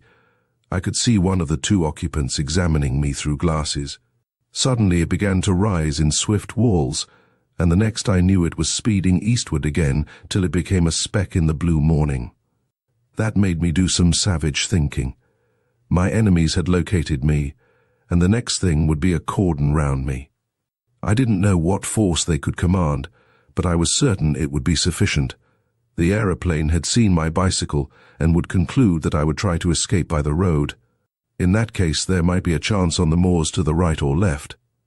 I wheeled the machine 100 yards from the highway and plunged it into a moss hole, where it sank among pondweed and water buttercups. Then I climbed to a knoll which gave me a view of the two valleys. Nothing was stirring on the long white ribbon that threaded them. I have said there was not cover in the whole place to hide a rat. As the day advanced, it was flooded with soft, fresh light till it had the fragrant sunniness of the South African veld. At other times I would have liked the place, but now it seemed to suffocate me. The free moorlands were prison walls, and the keen hill air was the breath of a dungeon. I tossed a coin, heads right, tails left, and it fell heads, so I turned to the north. In a little I came to the brow of the ridge which was the containing wall of the pass. I saw the high road for maybe 10 miles, and far down it something that was moving, and that I took to be a motor car. Beyond the ridge I looked on a rolling green moor, which fell away into wooded glens. Now my life on the veld has given me the eyes of a kite, and I can see things for which most men need a telescope. Away down the slope, a couple of miles away, several men were advancing, like a row of beaters at a shoot. I dropped out of sight behind the skyline. That way was shut to me, and I must try the bigger hills to the south beyond the highway. The car I had noticed was getting nearer, but it was still a long way off with some very steep gradients before it. I ran hard, crouching low except in the hollows, and as I ran, I kept scanning the brow of the hill before me.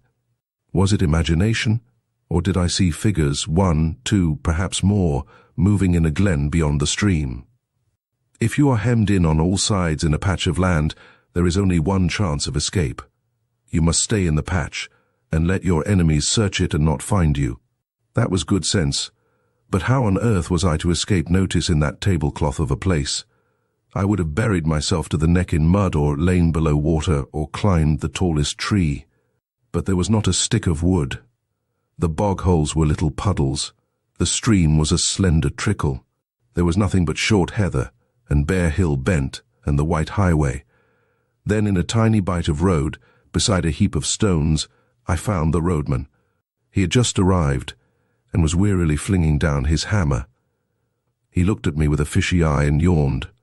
"Confound the day I ever left the herdin," he said, as if to the world at large. There I was, my own meester. Now I'm a slave to the government, tethered to the roadside, we sair een, and aback like a suckle. He took up the hammer, struck a stone, dropped the implement with an oath, and put both hands to his ears. "Mercy on me!" My hides burst in, he cried. He was a wild figure, about my own size but much bent, with a week's beard on his chin and a pair of big horn spectacles. "I canna date," he cried again. "The surveyor maun just report me. I'm for my bed." I asked him what was the trouble, though indeed that was clear enough. "The trouble is that I'm no sober. Last nicht my Dr. Meran was waddit, and they danced till fower in the byre. Me and some ether chiels sat down to the drinking, and here I am. Pity that I ever look it on the wine when it was red." I agreed with him about bed. "It's easy speaking," he moaned. "But I got a postcard yestreen saying that the new road surveyor would be round the day. He'll come and he'll no find me, or else he'll find me fou, and either way I'm a done man. I'll awa back to my bed and say I'm no wheel, but I doot that'll no help me, for they ken my kinder no wheelness." Then I had an inspiration. "Does the new surveyor know you?" I asked. "Know him? He's just been a week at the job. He rins about in a wee motor core, and wad spear the inside oot o' a whelk." "Where's your house?" I asked, and was directed by a wavering finger to the cottage by the stream. "Well, back to your bed," I said, "and sleep in peace. I'll take on your job for a bit and see the surveyor." He stared at me blankly, Then, as the notion dawned on his fuddled brain, his face broke into the vacant drunkard's smile. "You're the Billy," he cried. "It'll be easy enough managed. I finished that binger stain, so you needn't a chapony mare this forenoon. Just take the barry, and wheel a nuke metal fray yon quarry doon the road to mak anither bing the morn. My name's Alexander Trummell, and I've been 7 year at the trade, and 20 afore that herdin' on Leithen water. My friends ca me Ecky, and while Specky, for I wear glesses, being wake I the sicht. Just you speak the surveyor fair, and ca him, sir, and he'll be fell pleased. I'll be back on midday." I borrowed his spectacles and filthy old hat, stripped off coat, waistcoat and collar, and gave him them to carry home, borrowed, too, the foul stump of a clay pipe as an extra property. He indicated my simple tasks, and without more ado set off at an amble bedwards. Bed may have been his chief object, but I think there was also something left in the foot of a bottle. I prayed that he might be safe under cover before my friends arrived on the scene. Then I set to work to dress for the part.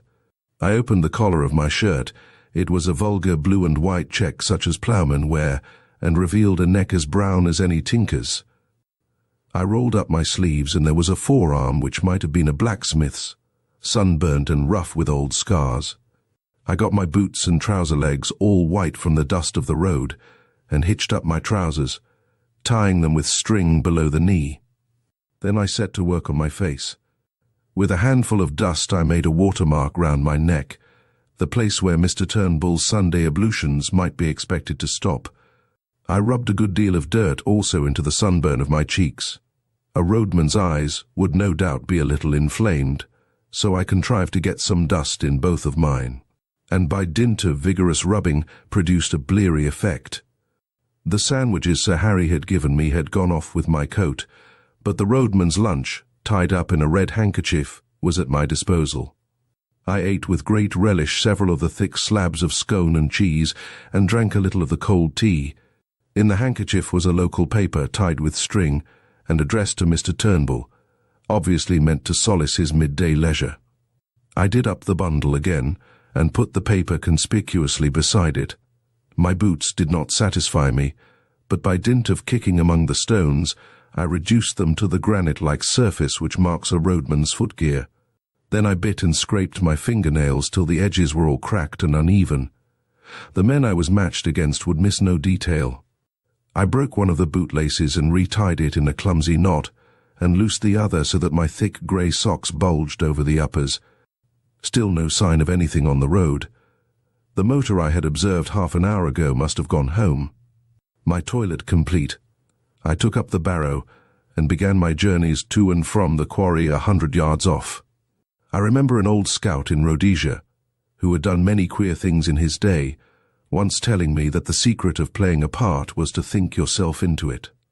You could never keep it up, he said, unless you could manage to convince yourself that you were it. So I shut off all other thoughts and switched them on to the road mending. I thought of the little white cottage as my home. I recalled the years I had spent herding on Leithen water. I made my mind dwell lovingly on sleep in a box bed and a bottle of cheap whiskey. Still nothing appeared on that long white road. Now and then a sheep wandered off the heather to stare at me. A heron flopped down to a pool in the stream and started to fish, taking no more notice of me than if I had been a milestone. On I went, trundling my loads of stone, with the heavy step of the professional. Soon I grew warm, and the dust on my face changed into solid and abiding grit. I was already counting the hours till evening should put a limit to Mr. Turnbull's monotonous toil. Suddenly a crisp voice spoke from the road, and looking up I saw a little Ford two-seater, and a round-faced young man in a bowler hat. "Are you Alexander Turnbull?" he asked. "I am the new county road surveyor. You live at Blackhope Foot and have charge of the section from Laidlaw Byres to the Rigs." "Good.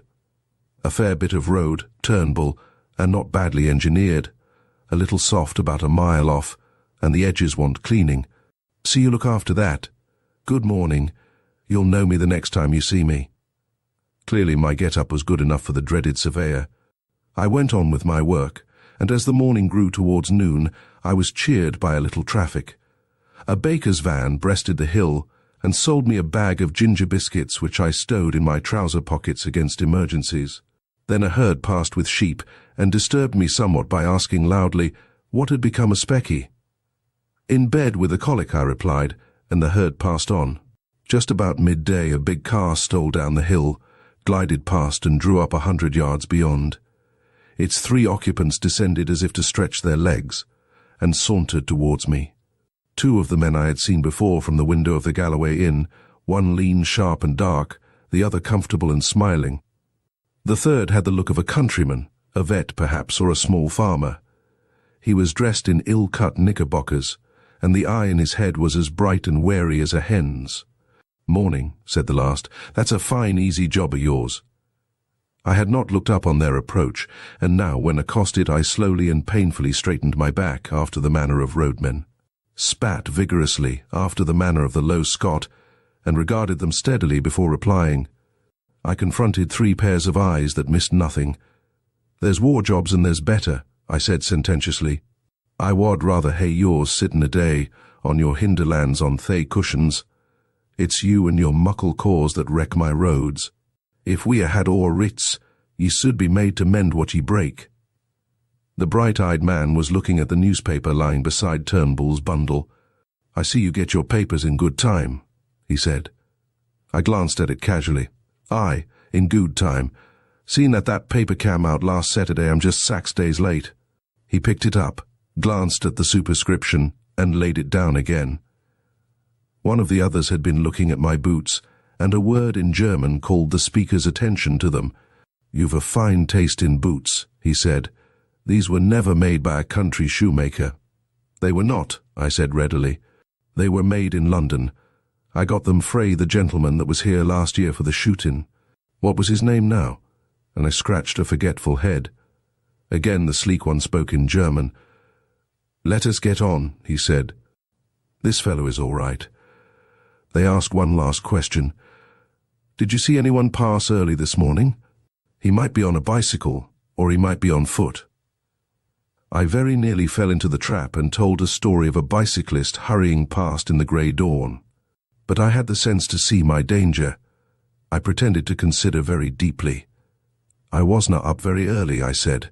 "You see, my doctor was married last nicht, and we keepit it up late. I opened the house door about 7, and there was naebody on the road then. Since I came up here, there has just been the baker and the Roothill herd, besides you gentlemen." One of them gave me a cigar, which I smelt gingerly and stuck in Turnbull's bundle. They got into their car and were out of sight in 3 minutes. My heart leaped with an enormous relief, but I went on wheeling my stones. It was as well, for 10 minutes later the car returned, one of the occupants waving a hand to me. Those gentry left nothing to chance. I finished Turnbull's bread and cheese, and pretty soon I had finished the stones. The next step was what puzzled me. I could not keep up this road-making business for long. A merciful providence had kept Mr. Turnbull indoors, but if he appeared on the scene there would be trouble. I had a notion that the cordon was still tight round the glen, and that if I walked in any direction I should meet with questioners. But get out I must. No man's nerve could stand more than a day of being spied on. I stayed at my post till 5 o'clock. By that time, I had resolved to go down to Turnbull's cottage at nightfall and take my chance of getting over the hills in the darkness. But suddenly a new car came up the road and slowed down a yard or 2 from me. A fresh wind had risen, and the occupant wanted to light a cigarette. It was a touring car, with the tonneau full of an assortment of baggage. One man sat in it, and by an amazing chance I knew him. His name was Marmaduke Jopley, and he was an offence to creation. He was a sort of blood stockbroker, who did his business by toadying eldest sons and rich young peers and foolish old ladies. Marmy was a familiar figure, I understood, at balls and polo weeks and country houses. He was an adroit scandalmonger, and would crawl a mile on his belly to anything that had a title or a million. I had a business introduction to his firm when I came to London, and he was good enough to ask me to dinner at his club. There he showed off at a great rate, and pattered about his duchesses, till the snobbery of the creature turned me sick. I asked a man afterwards why nobody kicked him, and was told that Englishmen reverence the weaker sex. Anyhow, there he was now, nattily dressed, in a fine new car, obviously on his way to visit some of his smart friends. A sudden daftness took me, and in a second I had jumped into the tonneau and had him by the shoulder. "Hello, Jopley," I sang out. "Well met, my lad." He got a horrid fright. His chin dropped as he stared at me. "Who the devil are you?" he gasped. "My name's Hannay," I said. "From Rhodesia, you remember." "Good God, the murderer," he choked. "Just so. And there'll be a second murder, my dear, if you don't do as I tell you. Give me that coat of yours. That cap, too." He did as he was bid, for he was blind with terror. Over my dirty trousers and vulgar shirt, I put on his smart driving coat, which buttoned high at the top and thereby hid the deficiencies of my collar. I stuck the cap on my head and added his gloves to my get-up. The dusty roadman in a minute was transformed into one of the neatest motorists in Scotland. On Mr. Jopley's head, I clapped Turnbull's unspeakable hat and told him to keep it there. Then with some difficulty I turned the car. My plan was to go back the road he had come, for the watchers, having seen it before, would probably let it pass unremarked, and Marmy's figure was in no way like mine. "Now, my child," I said, "sit quite still and be a good boy. I mean you no harm. I'm only borrowing your car for an hour or two. But if you play me any tricks, and above all if you open your mouth, as sure as there's a God above me, I'll wring your neck." I enjoyed that evening's ride. We ran 8 miles down the valley, through a village or two, and I could not help noticing several strange-looking folk lounging by the roadside. These were the watchers who would have had much to say to me if I had come in other garb or company. As it was, they looked incuriously on. One touched his cap in salute, and I responded graciously. As the dark fell, I turned up a side glen which, as I remember from the map, led into an unfrequented corner of the hills. Soon the villages were left behind, then the farms, and then even the wayside cottage. Presently we came to a lonely moor where the night was blackening the sunset gleam in the bog pools. Here we stopped, and I obligingly reversed the car and restored to Mr. Jopley his belongings. "1,000 thanks," I said. "There's more use in you than I thought. Now be off and find the police."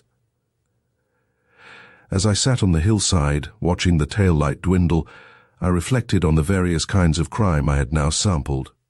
Contrary to general belief, I was not a murderer, but I had become an unholy liar, a shameless impostor, and a highwayman with a marked taste for expensive motor cars.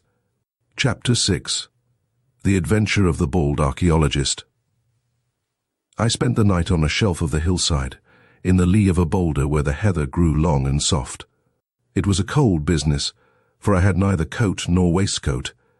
These were in Mr. Turnbull's keeping, as was Scudder's little book, my watch, and worst of all, my pipe and tobacco pouch.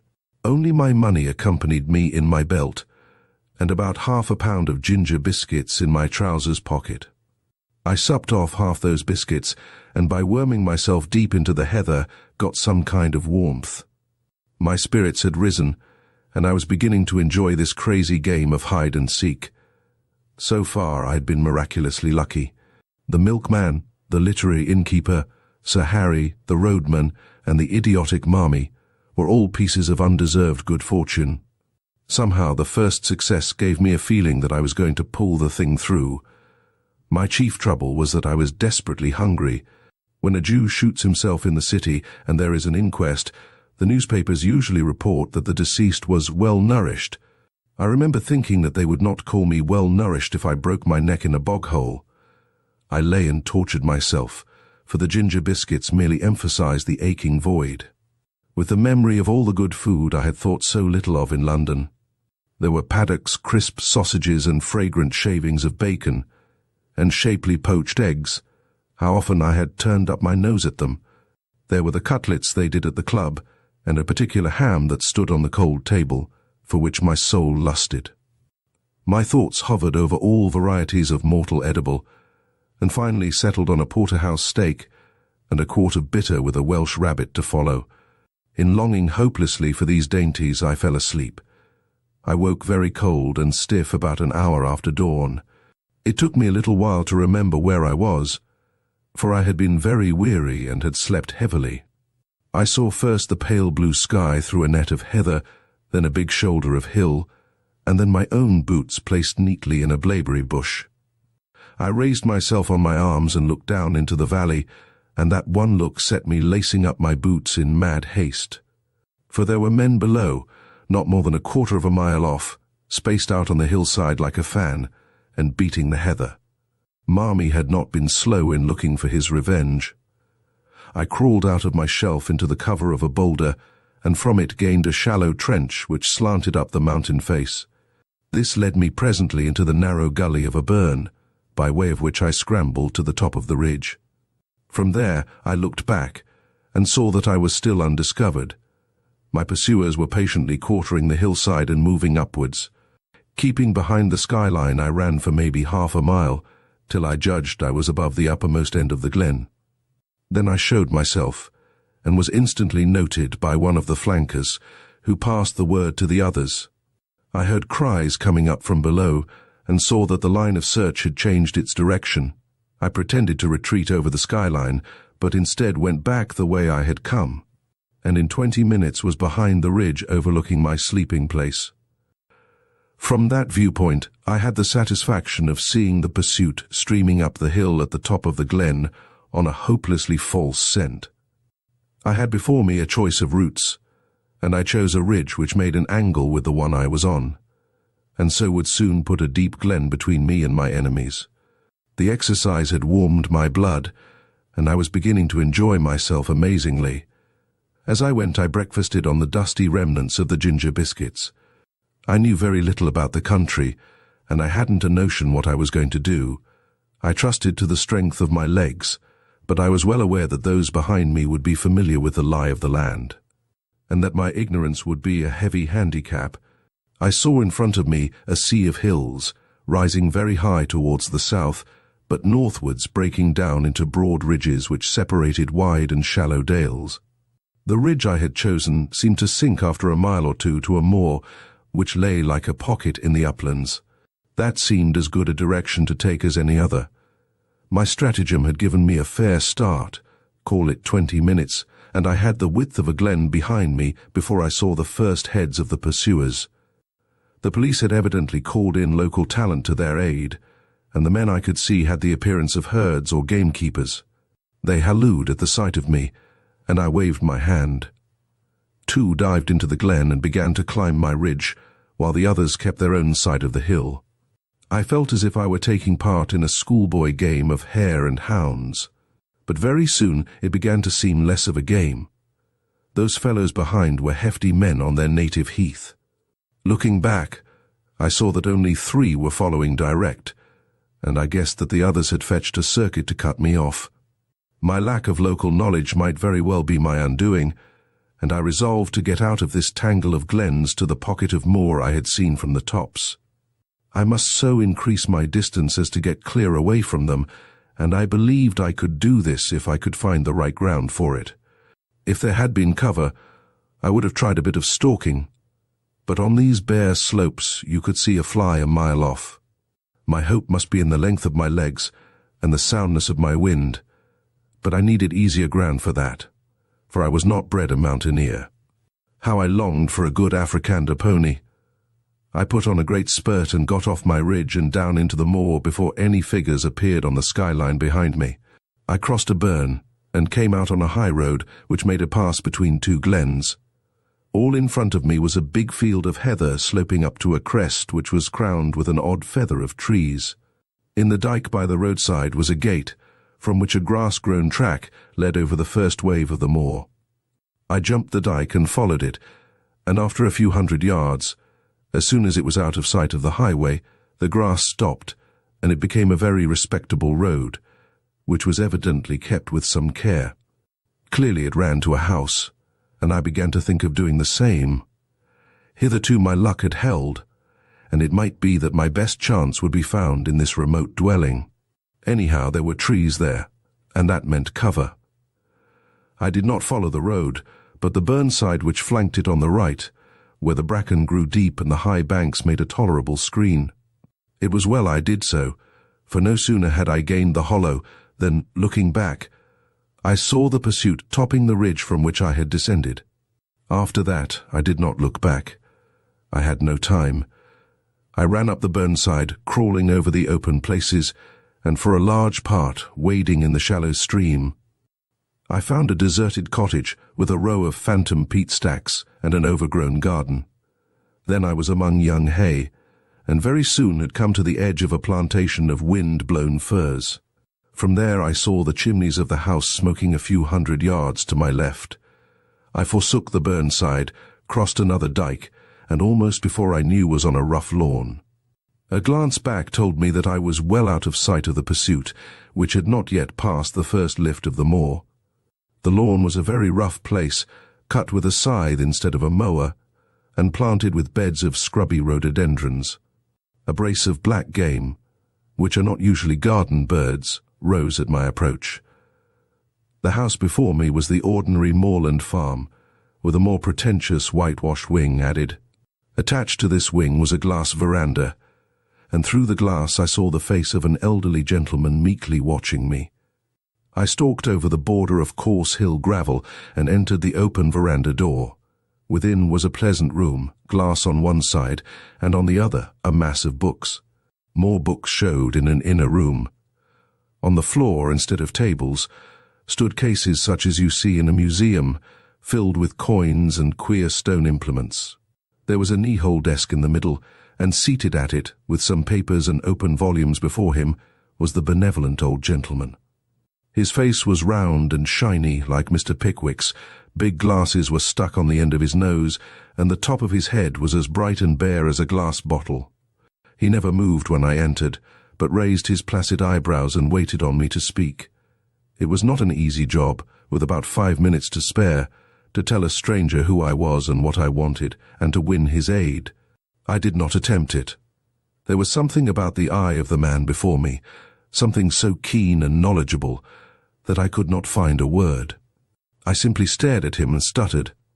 "You seem in a hurry, my friend," he said slowly. I nodded towards the window. It gave a prospect across the moor through a gap in the plantation, and revealed certain figures half a mile off, straggling through the heather. "Ah, I see," he said, and took up a pair of field glasses through which he patiently scrutinized the figures. "A fugitive from justice, eh? Well, we'll go into the matter at our leisure. Meantime, I object to my privacy being broken in upon by the clumsy rural policeman. Go into my study, and you will see 2 doors facing you. Take the one on the left and close it behind you. You will be perfectly safe." And this extraordinary man took up his pen again.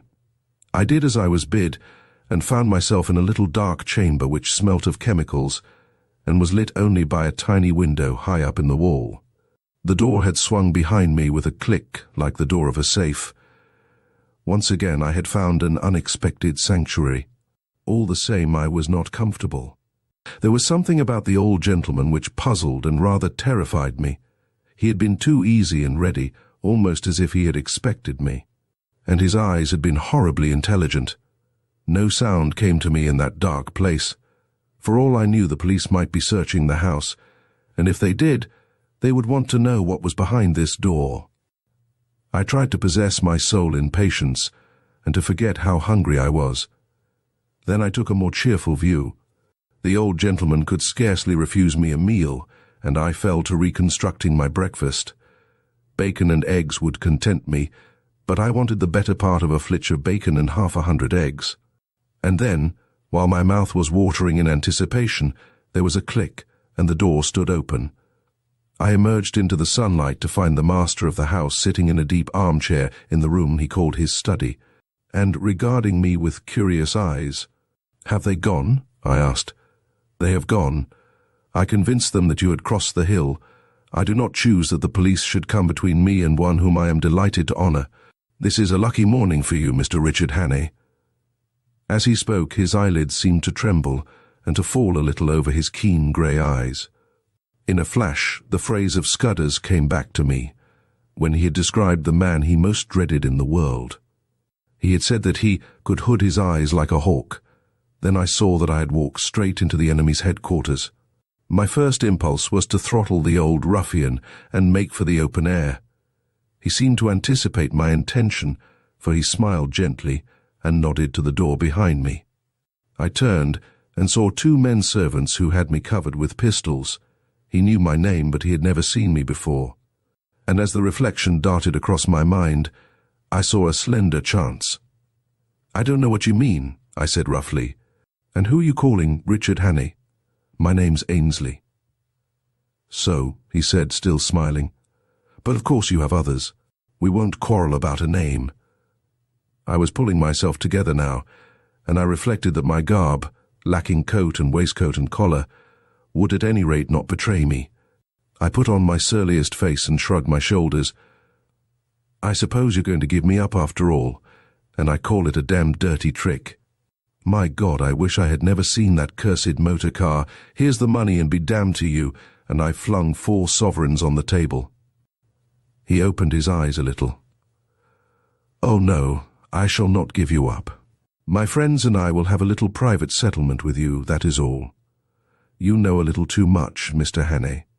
You are a clever actor, but not quite clever enough." He spoke with assurance, but I could see the dawning of a doubt in his mind. "Oh, for God's sake, stop jawing," I cried. "Everything's against me. I haven't had a bit of luck since I came on shore at Leith. What's the harm in a poor devil with an empty stomach picking up some money he finds in a bust-up motor car? That's all I done.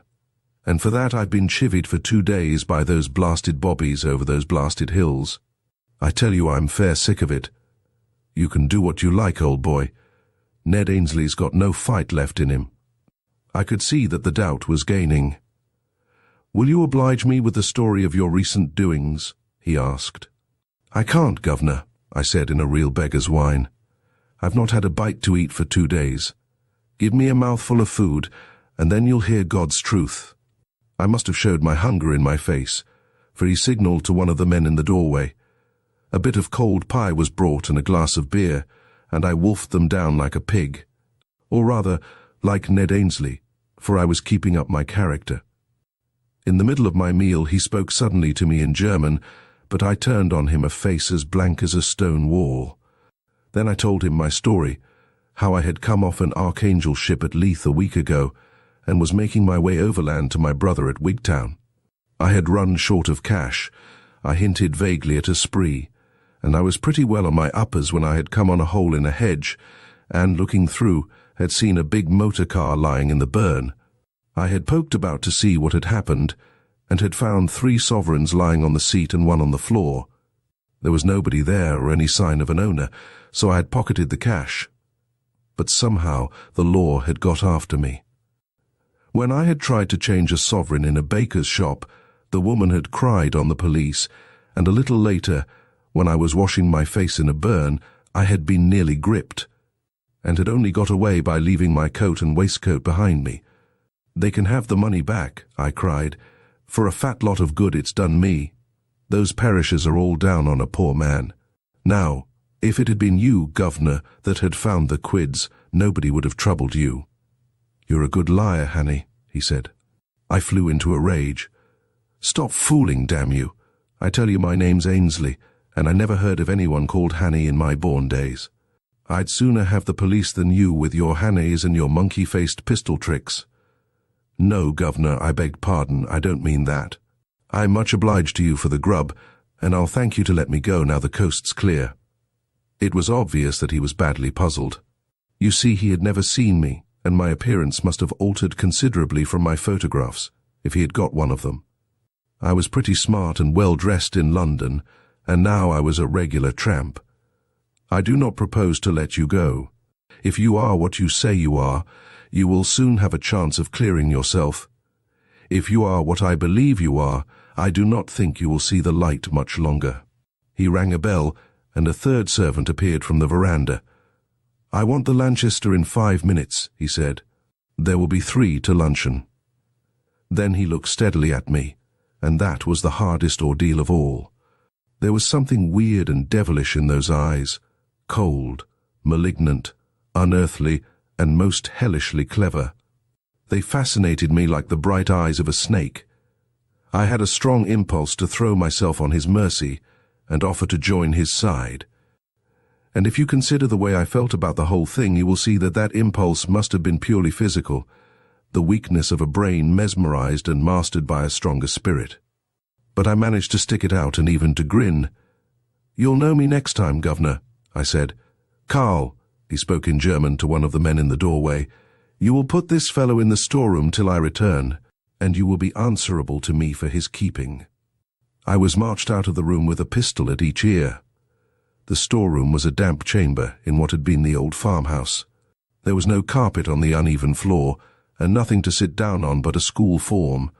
It was black as pitch, for the windows were heavily shuttered. I made out by groping that the walls were lined with boxes and barrels and sacks of some heavy stuff. The whole place smelt of mold and disuse. My gaolers turned the key in the door, and I could hear them shifting their feet as they stood on guard outside. I sat down in that chilly darkness in a very miserable frame of mind. The old boy had gone off in a motor to collect the two ruffians who had interviewed me yesterday. Now they had seen me as the Roadman, and they would remember me, for I was in the same rig. What was a roadman doing 20 miles from his beat, pursued by the police?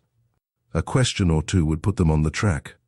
Probably they had seen Mr. Turnbull, probably Marmee too. Most likely they could link me up with Sir Harry, and then the whole thing would be crystal clear.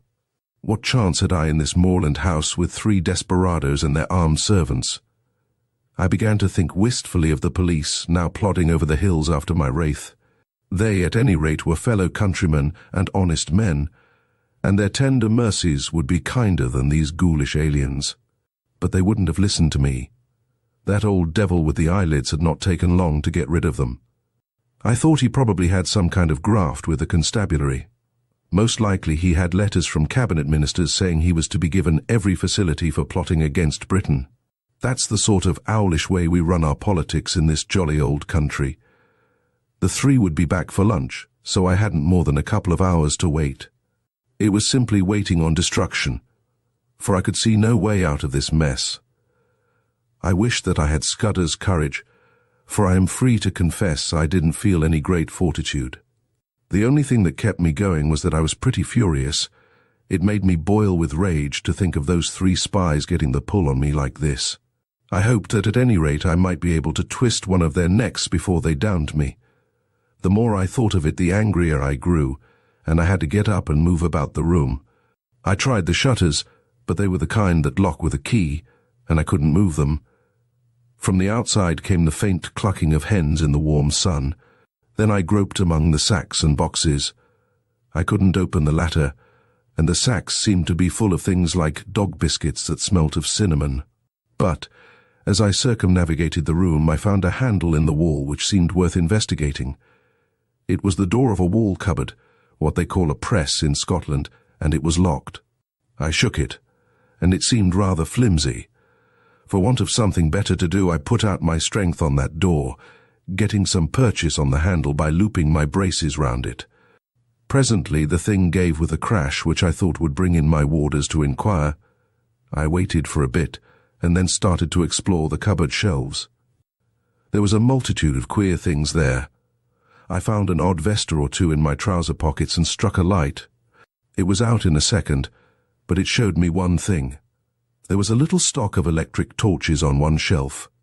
I picked up one and found it was in working order. With the torch to help me, I investigated further. There were bottles and cases of queer-smelling stuffs, chemicals, no doubt, for experiments. And there were coils of fine copper wire and yanks of thin oiled silk. There was a box of detonators, and a lot of cord for fuses. Then, away at the back of the shelf, I found a stout brown cardboard box, and inside it a wooden case. I managed to wrench it open, and within lay 6 little grey bricks, each a couple of inches square. I took up one, and found that it crumbled easily in my hand. Then I smelt it and put my tongue to it. After that I sat down to think. I hadn't been a mining engineer for nothing, and I knew lentonite when I saw it. With one of these bricks I could blow the house to smithereens. I had used the stuff in Rhodesia and knew its power. But the trouble was that my knowledge wasn't exact. I had forgotten the proper charge and the right way of preparing it, and I wasn't sure about the timing. I had only a vague notion, too, as to its power, for though I had used it, I had not handled it with my own fingers. But it was a chance, the only possible chance. It was a mighty risk, but against it was an absolute black certainty. If I used it, the odds were, as I reckoned, about 5 to 1 in favor of my blowing myself into the treetops. But if I didn't, I should very likely be occupying a 6-foot hole in the garden by the evening. That was the way I had to look at it. The prospect was pretty dark either way, but anyhow there was a chance, both for myself and for my country. The remembrance of little Scudder decided me. It was about the beastliest moment of my life, for I'm no good at these cold-blooded resolutions. Still, I managed to rake up the pluck to set my teeth and choke back the horrid doubts that flooded in on me. I simply shut off my mind and pretended I was doing an experiment as simple as Guy Fawkes fireworks. I got a detonator and fixed it to a couple of feet of fuse. Then I took a quarter of a lentonite brick and buried it near the door below one of the sacks in a crack of the floor, fixing the detonator in it. For all I knew, half those boxes might be dynamite. If the cupboard held such deadly explosives, why not the boxes? In that case, there would be a glorious skyward journey for me and the German servants and about an acre of surrounding country. There was also the risk that the detonation might set off the other bricks in the cupboard, for I had forgotten most that I knew about lentonite. But it didn't do to begin thinking about the possibilities. The odds were horrible, but I had to take them. I ensconced myself just below the sill of the window and lit the fuse. Then I waited for a moment or two. There was dead silence, only a shuffle of heavy boots in the passage, and the peaceful cluck of hens from the warm out-of-doors. I commended my soul to my Maker and wondered where I would be in 5 seconds. A great wave of heat seemed to surge upwards from the floor and hang for a blistering instant in the air. Then the wall opposite me flashed into a golden yellow and dissolved with a rending thunder that hammered my brain into a pulp. Something dropped on me, catching the point of my left shoulder, and then I think I became unconscious. My stupor can scarcely have lasted beyond a few seconds. I felt myself being choked by thick yellow fumes and struggled out of the debris to my feet. Somewhere behind me I felt fresh air. The jambs of the window had fallen, and through the ragged rent the smoke was pouring out to the summer noon. I stepped over the broken lintel and found myself standing in a yard in a dense and acrid fog. I felt very sick and ill, but I could move my limbs, and I staggered blindly forward away from the house. A small mill lade ran in a wooden aqueduct at the other side of the yard, and into this I fell. The cool water revived me, and I had just enough wits left to think of escape. I squirmed up the lade among the slippery green slime till I reached the mill wheel. Then I wriggled through the axle hole into the old mill and tumbled on to a bed of chaff. A nail caught the seat of my trousers, and I left a wisp of heather mixture behind me. The mill had been long out of use. The ladders were rotten with age, and in the loft the rats had gnawed great holes in the floor. Nausea shook me, and a wheel in my head kept turning, while my left shoulder and arm seemed to be stricken with the palsy. I looked out of the window and saw a fog still hanging over the house, and smoke escaping from an upper window. Please God I had set the place on fire, for I could hear confused cries coming from the other side. But I had no time to linger, since this mill was obviously a bad hiding place. Anyone looking for me would naturally follow the lade, and I made certain the search would begin as soon as they found that my body was not in the storeroom. From another window, I saw that on the far side of the mill stood an old stone dovecot. If I could get there without leaving tracks, I might find a hiding place, for I argued that my enemies, if they thought I could move, would conclude I had made for open country, and would go seeking me on the moor. I crawled down the broken ladder, scattering chaff behind me to cover my footsteps. I did the same on the mill floor, and on the threshold where the door hung on broken hinges. Peeping out, I saw that between me and the dovecot was a piece of bare cobbled ground, where no footmarks would show. Also, it was mercifully hid by the mill buildings from any view from the house. I slipped across the space got to the back of the dovecot, and prospected a way of ascent. That was one of the hardest jobs I ever took on. My shoulder and arm ached like hell, and I was so sick and giddy that I was always on the verge of falling. But I managed it somehow. By the use of out-jutting stones and gaps in the masonry and a tough ivy root, I got to the top in the end. There was a little parapet behind which I found space to lie down. Then I proceeded to go off into an old-fashioned swoon. I woke with a burning head and the sun glaring in my face.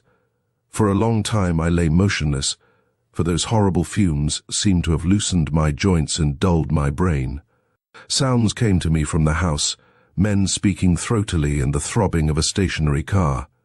There was a little gap in the parapet to which I wriggled, and from which I had some sort of prospect of the yard. I saw figures come out, a servant with his head bound up, and then a younger man in knickerbockers. They were looking for something and moved towards the mill. Then one of them caught sight of the wisp of cloth on the nail and cried out to the other. They both went back to the house and brought two more to look at it. I saw the rotund figure of my late captor, and I thought I made out the man with the lisp.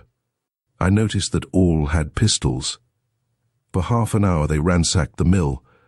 I could hear them kicking over the barrels and pulling up the rotten planking. Then they came outside and stood just below the dovecot arguing fiercely. The servant with the bandage was being soundly rated. I heard them fiddling with the door of the dovecote, and for one horrid moment I fancied they were coming up. Then they thought better of it and went back to the house. All that long, blistering afternoon I lay baking on the rooftop. Thirst was my chief torment. My tongue was like a stick, and to make it worse, I could hear the cool drip of water from the mill lade. I watched the course of the little stream as it came in from the moor, and my fancy followed it to the top of the glen, where it must issue from an icy fountain fringed with cool ferns and mosses. I would have given £1,000 to plunge my face into that.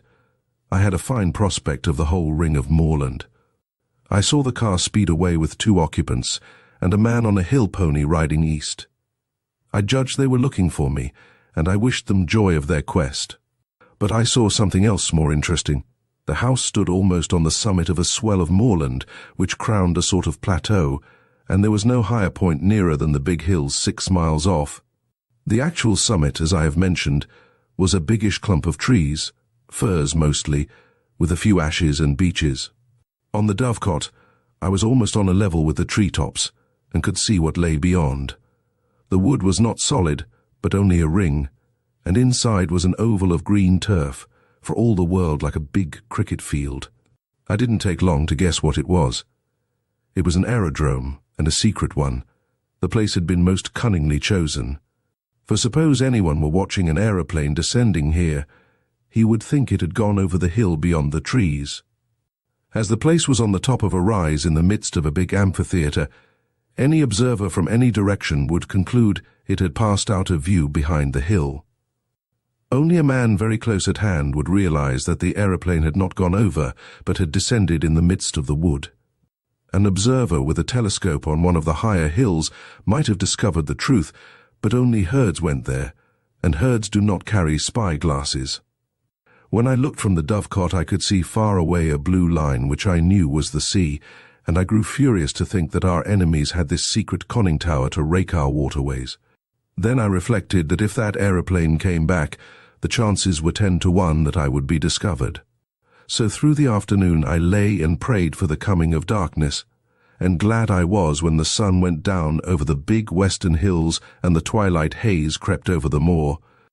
The aeroplane was late. The gloaming was far advanced when I heard the beat of wings and saw it volplaning downward to its home in the wood. Lights twinkled for a bit, and there was much coming and going from the house. Then the dark fell, and silence. Thank God it was a black night. The moon was well on its last quarter, and would not rise till late. My thirst was too great to allow me to tarry, so about 9 o'clock, so far as I could judge, I started to descend. It wasn't easy, and halfway down I heard the back door of the house open, and saw the gleam of a lantern against the mill wall. For some agonizing minutes I hung by the ivy, and prayed that whoever it was would not come round by the dovecot. Then the light disappeared, and I dropped as softly as I could onto the hard soil of the yard. I crawled on my belly in the lee of a stone dike, till I reached the fringe of trees which surrounded the house. If I had known how to do it, I would have tried to put that aeroplane out of action, but I realized that any attempt would probably be futile. I was pretty certain that there would be some kind of defense round the house, so I went through the wood on hands and knees, feeling carefully every inch before me. It was as well, for presently I came on a wire about 2 feet from the ground. If I had tripped over that, it would doubtless have rung some bell in the house and I would have been captured. 100 yards farther on I found another wire cunningly placed on the edge of a small stream. Beyond that lay the moor, and in 5 minutes I was deep in bracken and heather. Soon I was round the shoulder of the rise, in the little glen from which the mill lade flowed. 10 minutes later my face was in the spring, and I was soaking down pints of the blessed water. But I did not stop till I had put 6 miles between me and that accursed dwelling. Chapter 7. The Dry Fly Fisherman. I sat down on a hilltop and took stock of my position. I wasn't feeling very happy, for my natural thankfulness at my escape was clouded by my severe bodily discomfort. Those lentonite fumes had fairly poisoned me, and the baking hours on the dovecot hadn't helped matters. I had a crushing headache and felt as sick as a cat. Also, my shoulder was in a bad way. At first I thought it was only a bruise, but it seemed to be swelling, and I had no use of my left arm. My plan was to seek Mr. Turnbull's cottage, recover my garments, and especially Scudder's notebook, and then make for the main line and get back to the south. It seemed to me that the sooner I got in touch with the Foreign Office man, Sir Walter Bullivant, the better. I didn't see how I could get more proof than I had got already. He must just take or leave my story, and anyway, with him I would be in better hands than those devilish Germans. I had begun to feel quite kindly towards the British police. It was a wonderful starry night, and I had not much difficulty about the road. Sir Harry's map had given me the lie of the land, and all I had to do was to steer a point or two west of southwest to come to the stream where I had met the roadman. In all these travels I never knew the names of the places, but I believe this stream was no less than the upper waters of the River Tweed. I calculated I must be about 18 miles distant, and that meant I could not get there before morning. So I must lie up a day somewhere, for I was too outrageous a figure to be seen in the sunlight. I had neither coat, waistcoat, collar, nor hat.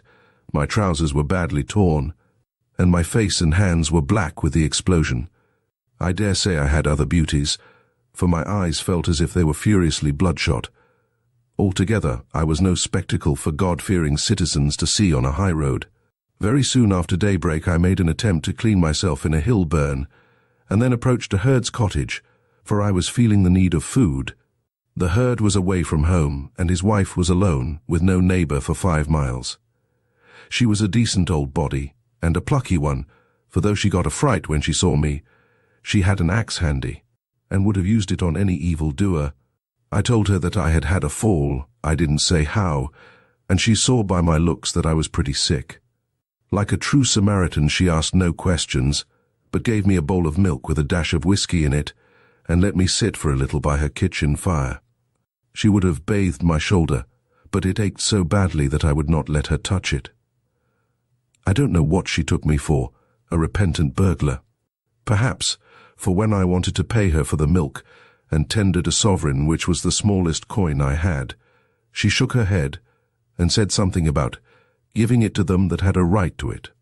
At this I protested so strongly that I think she believed me honest, for she took the money and gave me a warm new plaid for it, and an old hat of her man's. She showed me how to wrap the plaid around my shoulders, and when I left that cottage, I was the living image of the kind of Scotsman you see in the illustrations to Burns's poems. But at any rate I was more or less clad. It was as well, for the weather changed before midday to a thick drizzle of rain. I found shelter below an overhanging rock in the crook of a burn, where a drift of dead brackens made a tolerable bed.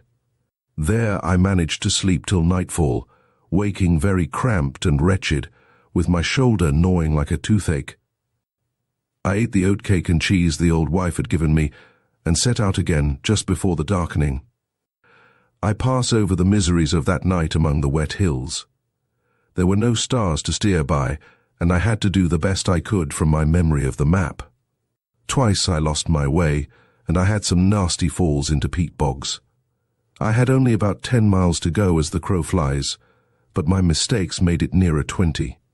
The last bit was completed with set teeth and a very light and dizzy head, but I managed it, and in the early dawn I was knocking at Mr. Turnbull's door. The mist lay close and thick, and from the cottage I could not see the high road. Mr. Turnbull himself opened to me, sober and something more than sober. He was primly dressed in an ancient but well-tended suit of black. He had been shaved not later than the night before.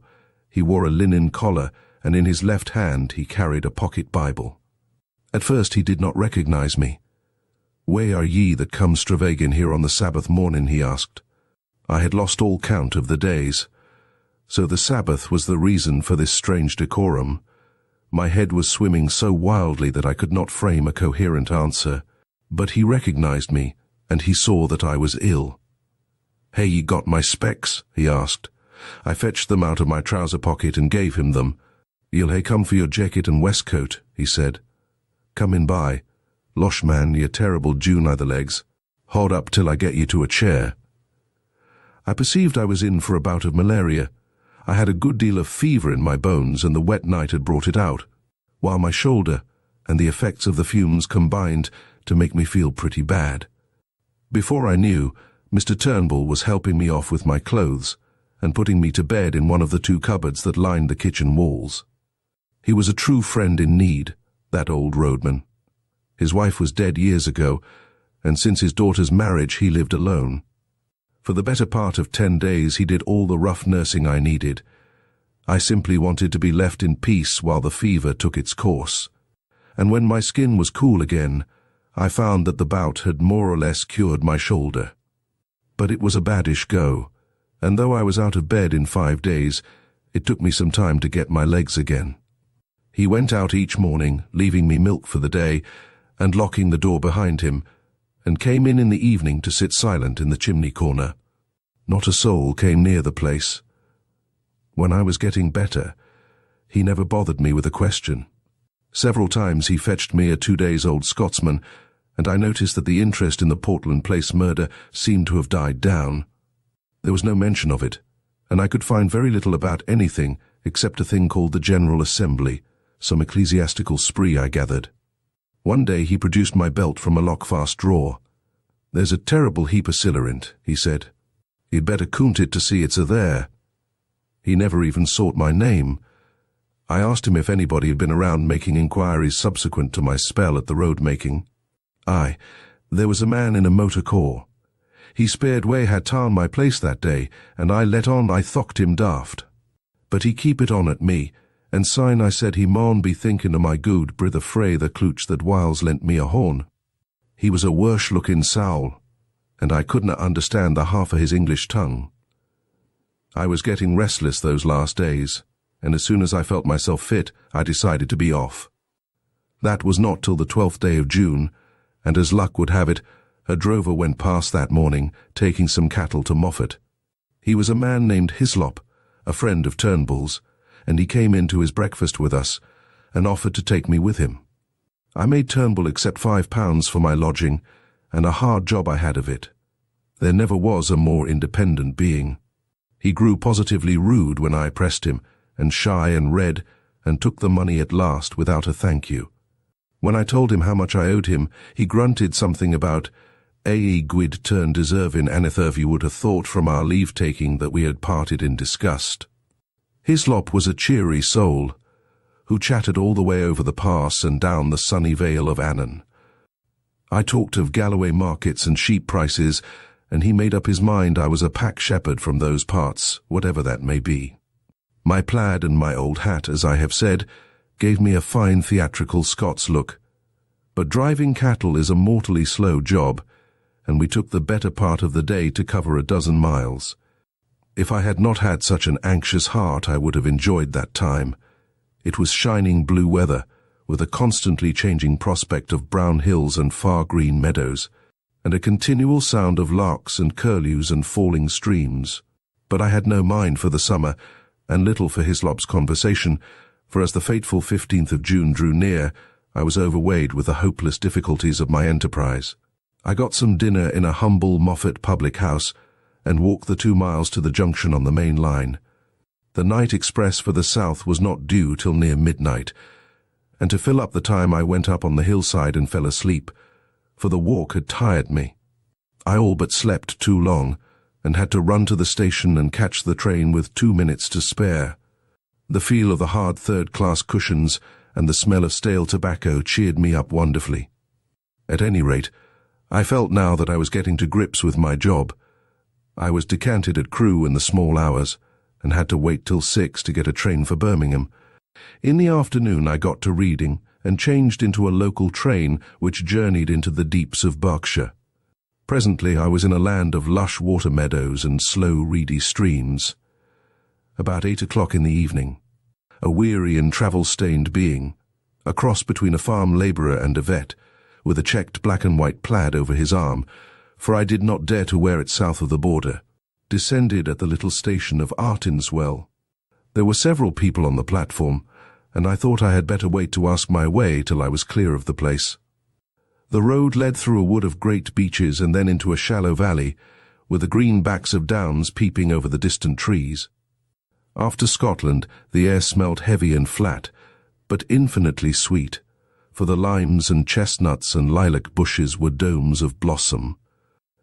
Presently I came to a bridge, below which a clear, slow stream flowed between snowy beds of water buttercups.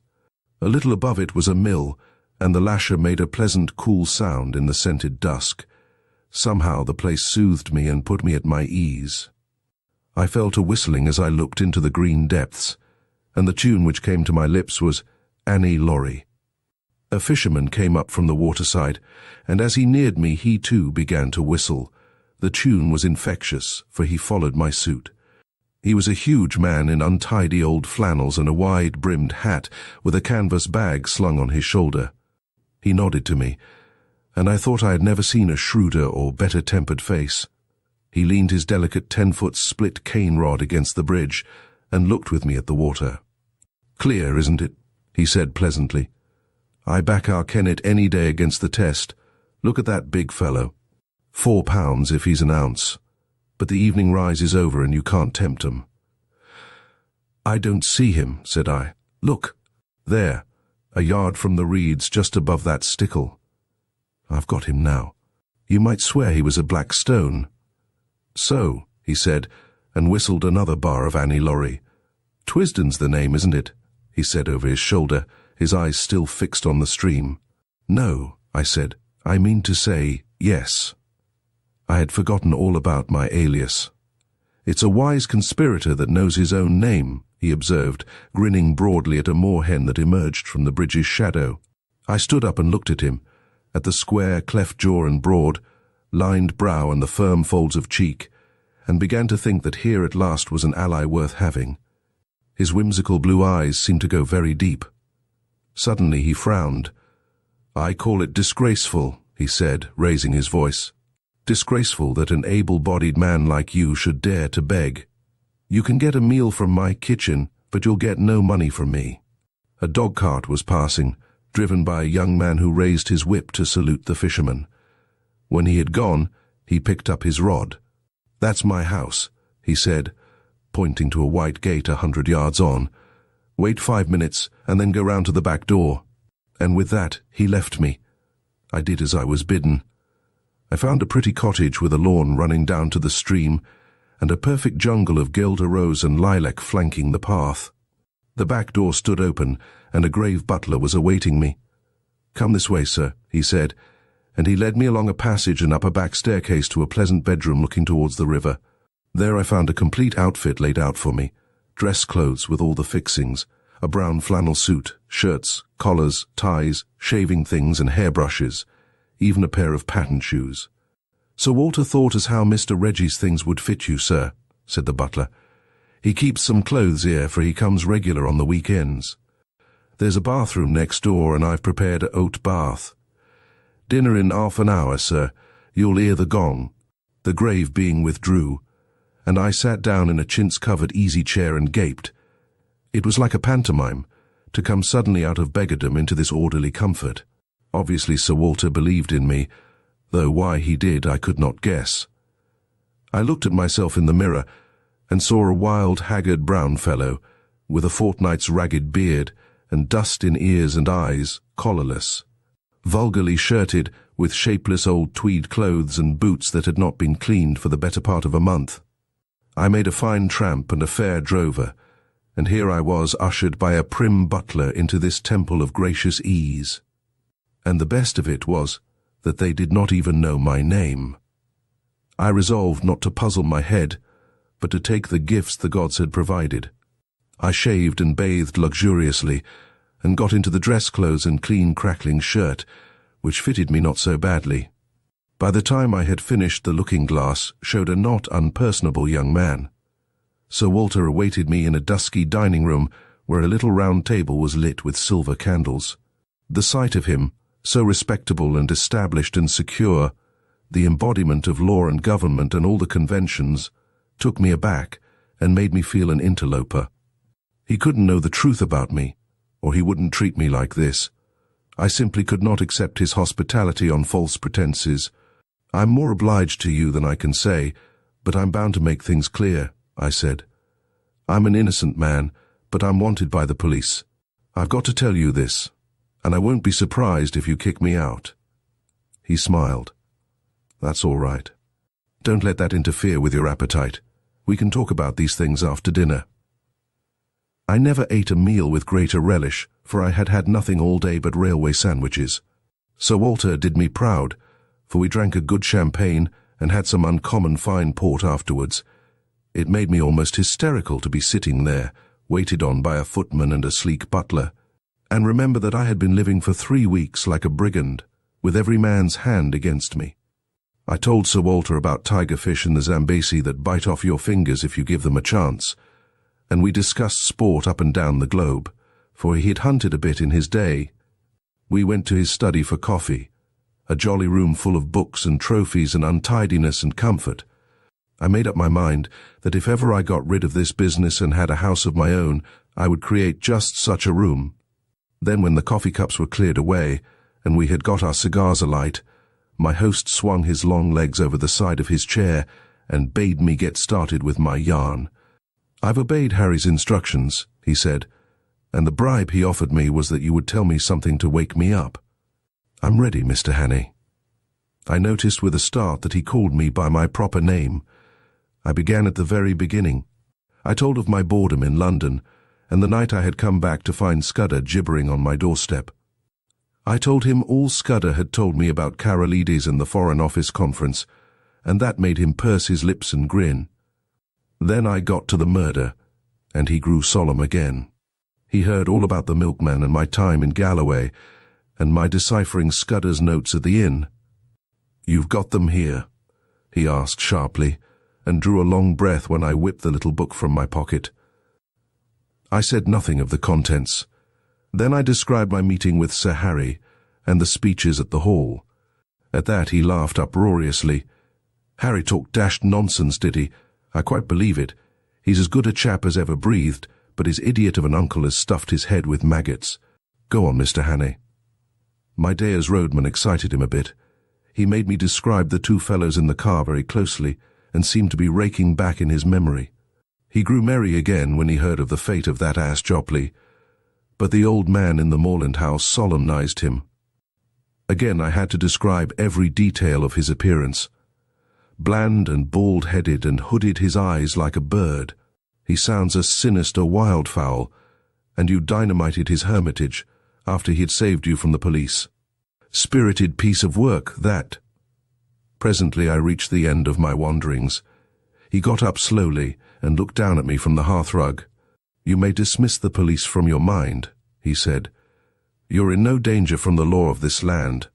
"Great Scott," I cried. "Have they got the murderer?" "No. But for the last fortnight they have dropped you from the list of possibles." "Why?" I asked in amazement. "Principally because I received a letter from Scudder. I knew something of the man, and he did several jobs for me. He was half crank, half genius, but he was wholly honest. The trouble about him was his partiality for playing a lone hand. That made him pretty well useless in any secret service. A pity, for he had uncommon gifts. I think he was the bravest man in the world, for he was always shivering with fright, and yet nothing would choke him off. I had a letter from him on the 31st of May. But he had been dead a week by then. The letter was written and posted on the 23rd. He evidently did not anticipate an immediate decease. His communications usually took a week to reach me, for they were sent under cover to Spain and then to Newcastle. He had a mania, you know, for concealing his tracks. What did he say? I stammered. Nothing. Merely that he was in danger but had found shelter with a good friend, and that I would hear from him before the 15th of June. He gave me no address, but said he was living near Portland Place. I think his object was to clear you if anything happened. When I got it, I went to Scotland Yard, went over the details of the inquest, and concluded that you were the friend. We made inquiries about you, Mr. Hannay, and found you were respectable. I thought I knew the motives for your disappearance. Not only the police, the other one too, and when I got Harry's scrawl I guessed at the rest. I have been expecting you any time this past week. You can imagine what a load this took off my mind. I felt a free man once more, for I was now up against my country's enemies only, and not my country's law. Now let us have the little notebook, said Sir Walter. It took us a good hour to work through it.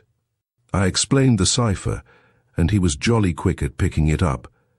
He amended my reading of it on several points, but I had been fairly correct on the whole. His face was very grave before he had finished, and he sat silent for a while. I don't know what to make of it, he said at last. He is right about one thing, what is going to happen the day after tomorrow. How the devil can it have got known? That is ugly enough in itself.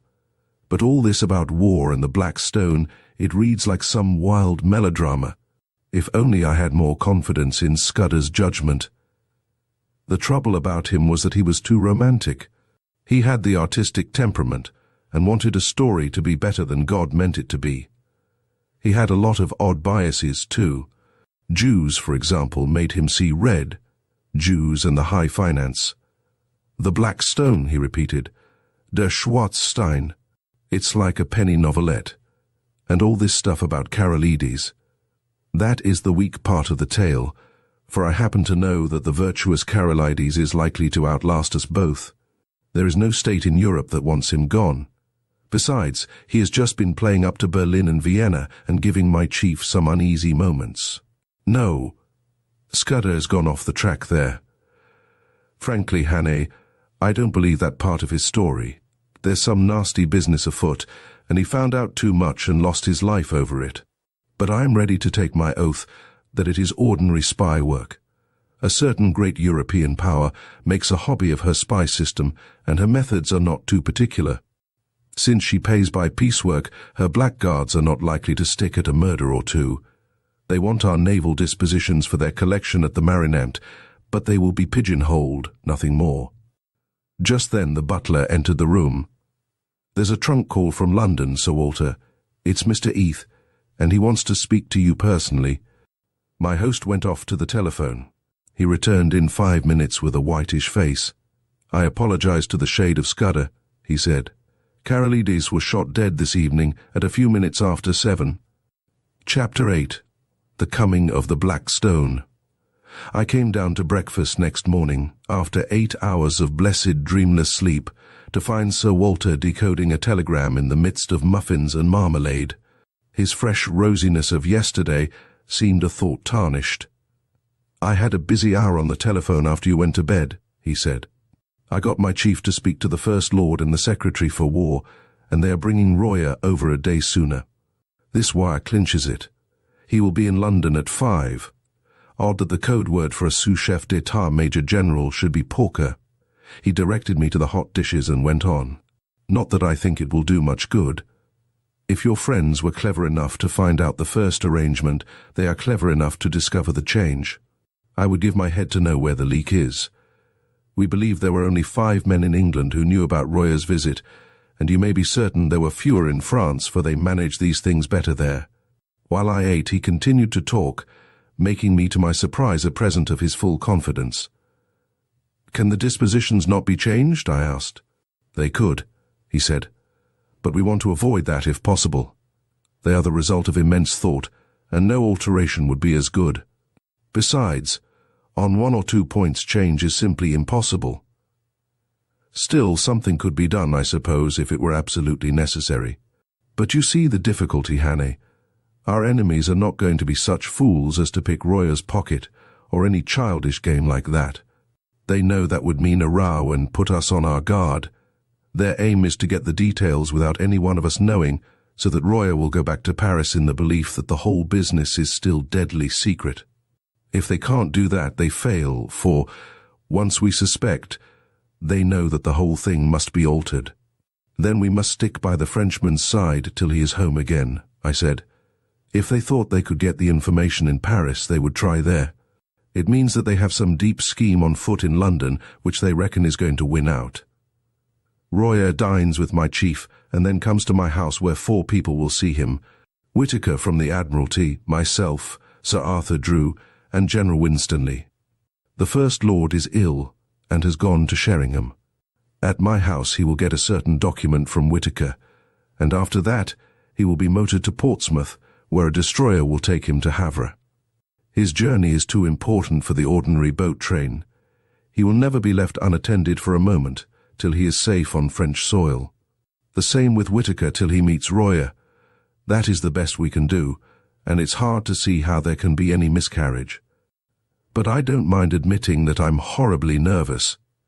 This murder of Carolides will play the deuce in the chancelleries of Europe."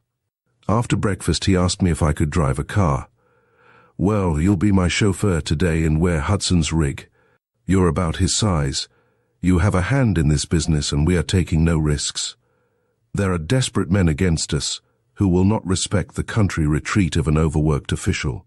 When I first came to London, I had bought a car and amused myself with running about the south of England, so I knew something of the geography.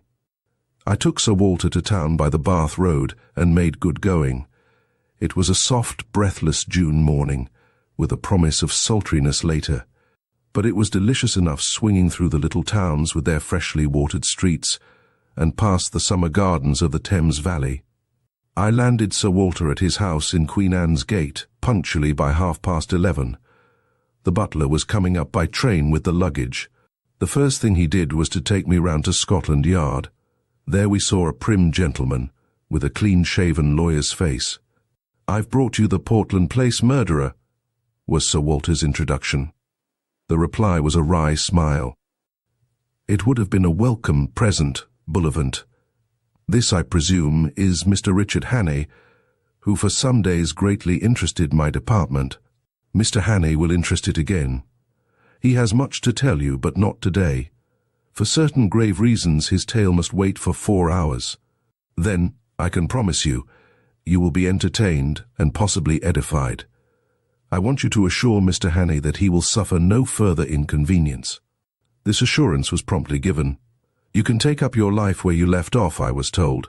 "Your flat, which probably you no longer wish to occupy, is waiting for you, and your man is still there. As you were never publicly accused, we considered that there was no need of a public exculpation. But on that, of course, you must please yourself. We may want your assistance later on, MacGillivray," Sir Walter said as we left. Then he turned me loose. "Come and see me tomorrow, Hannay. I needn't tell you to keep deadly quiet. If I were you, I would go to bed, for you must have considerable arrears of sleep to overtake. You had better lie low, for if one of your Blackstone friends saw you, there might be trouble." I felt curiously at a loose end. At first it was very pleasant to be a free man, able to go where I wanted without fearing anything. I had only been a month under the ban of the law, and it was quite enough for me. I went to the Savoy and ordered very carefully a very good luncheon, and then smoked the best cigar the house could provide. But I was still feeling nervous. When I saw anybody look at me in the lounge, I grew shy, and wondered if they were thinking about the murder. After that, I took a taxi and drove miles away up into North London. I walked back through fields and lines of villas and terraces and then slums and mean streets, and it took me pretty nearly 2 hours. All the while my restlessness was growing worse. I felt that great things, tremendous things, were happening or about to happen, and I, who was the cogwheel of the whole business, was out of it. Royer would be landing at Dover. Sir Walter would be making plans with the few people in England who were in the secret, and somewhere in the darkness the Black Stone would be working. I felt the sense of danger and impending calamity, and I had the curious feeling, too, that I alone could avert it, alone could grapple with it. But I was out of the game now. How could it be otherwise? It was not likely that cabinet ministers and admiralty lords and generals would admit me to their councils. I actually began to wish that I could run up against one of my 3 enemies. That would lead to developments. I felt that I wanted enormously to have a vulgar scrap with those gentry, where I could hit out and flatten something. I was rapidly getting into a very bad temper. I didn't feel like going back to my flat. That had to be faced some time, but as I still had sufficient money, I thought I would put it off till next morning and go to a hotel for the night. My irritation lasted through dinner, which I had at a restaurant in Jermyn Street. I was no longer hungry, and let several courses pass untasted. I drank the best part of a bottle of Burgundy, but it did nothing to cheer me. An abominable restlessness had taken possession of me. Here was I, a very ordinary fellow, with no particular brains, and yet I was convinced that somehow I was needed to help this business through, that without me it would all go to blazes. I told myself it was sheer silly conceit, that 4 or 5 of the cleverest people living, with all the might of the British Empire at their back, had the job in hand. Yet I couldn't be convinced. It seemed as if a voice kept speaking in my ear, telling me to be up and doing, or I would never sleep again. The upshot was that about 9:30 I made up my mind to go to Queen Anne's Gate. Very likely I would not be admitted, but it would ease my conscience to try. I walked down Jermyn Street, and at the corner of Duke Street passed a group of young men. They were in evening dress, had been dining somewhere, and were going on to a music hall. One of them was Mr. Marmaduke Jopley. He saw me and stopped short. "By God, the murderer!" he cried. "Here, you fellows, hold him. That's Hannay, the man who did the Portland Place murder." He gripped me by the arm, and the others crowded round. I wasn't looking for any trouble, but my ill temper made me play the fool. A policeman came up, and I should have told him the truth, and if he didn't believe it, demanded to be taken to Scotland Yard, or for that matter to the nearest police station. But a delay at that moment seemed to me unendurable, and the sight of Marmy's imbecile face was more than I could bear.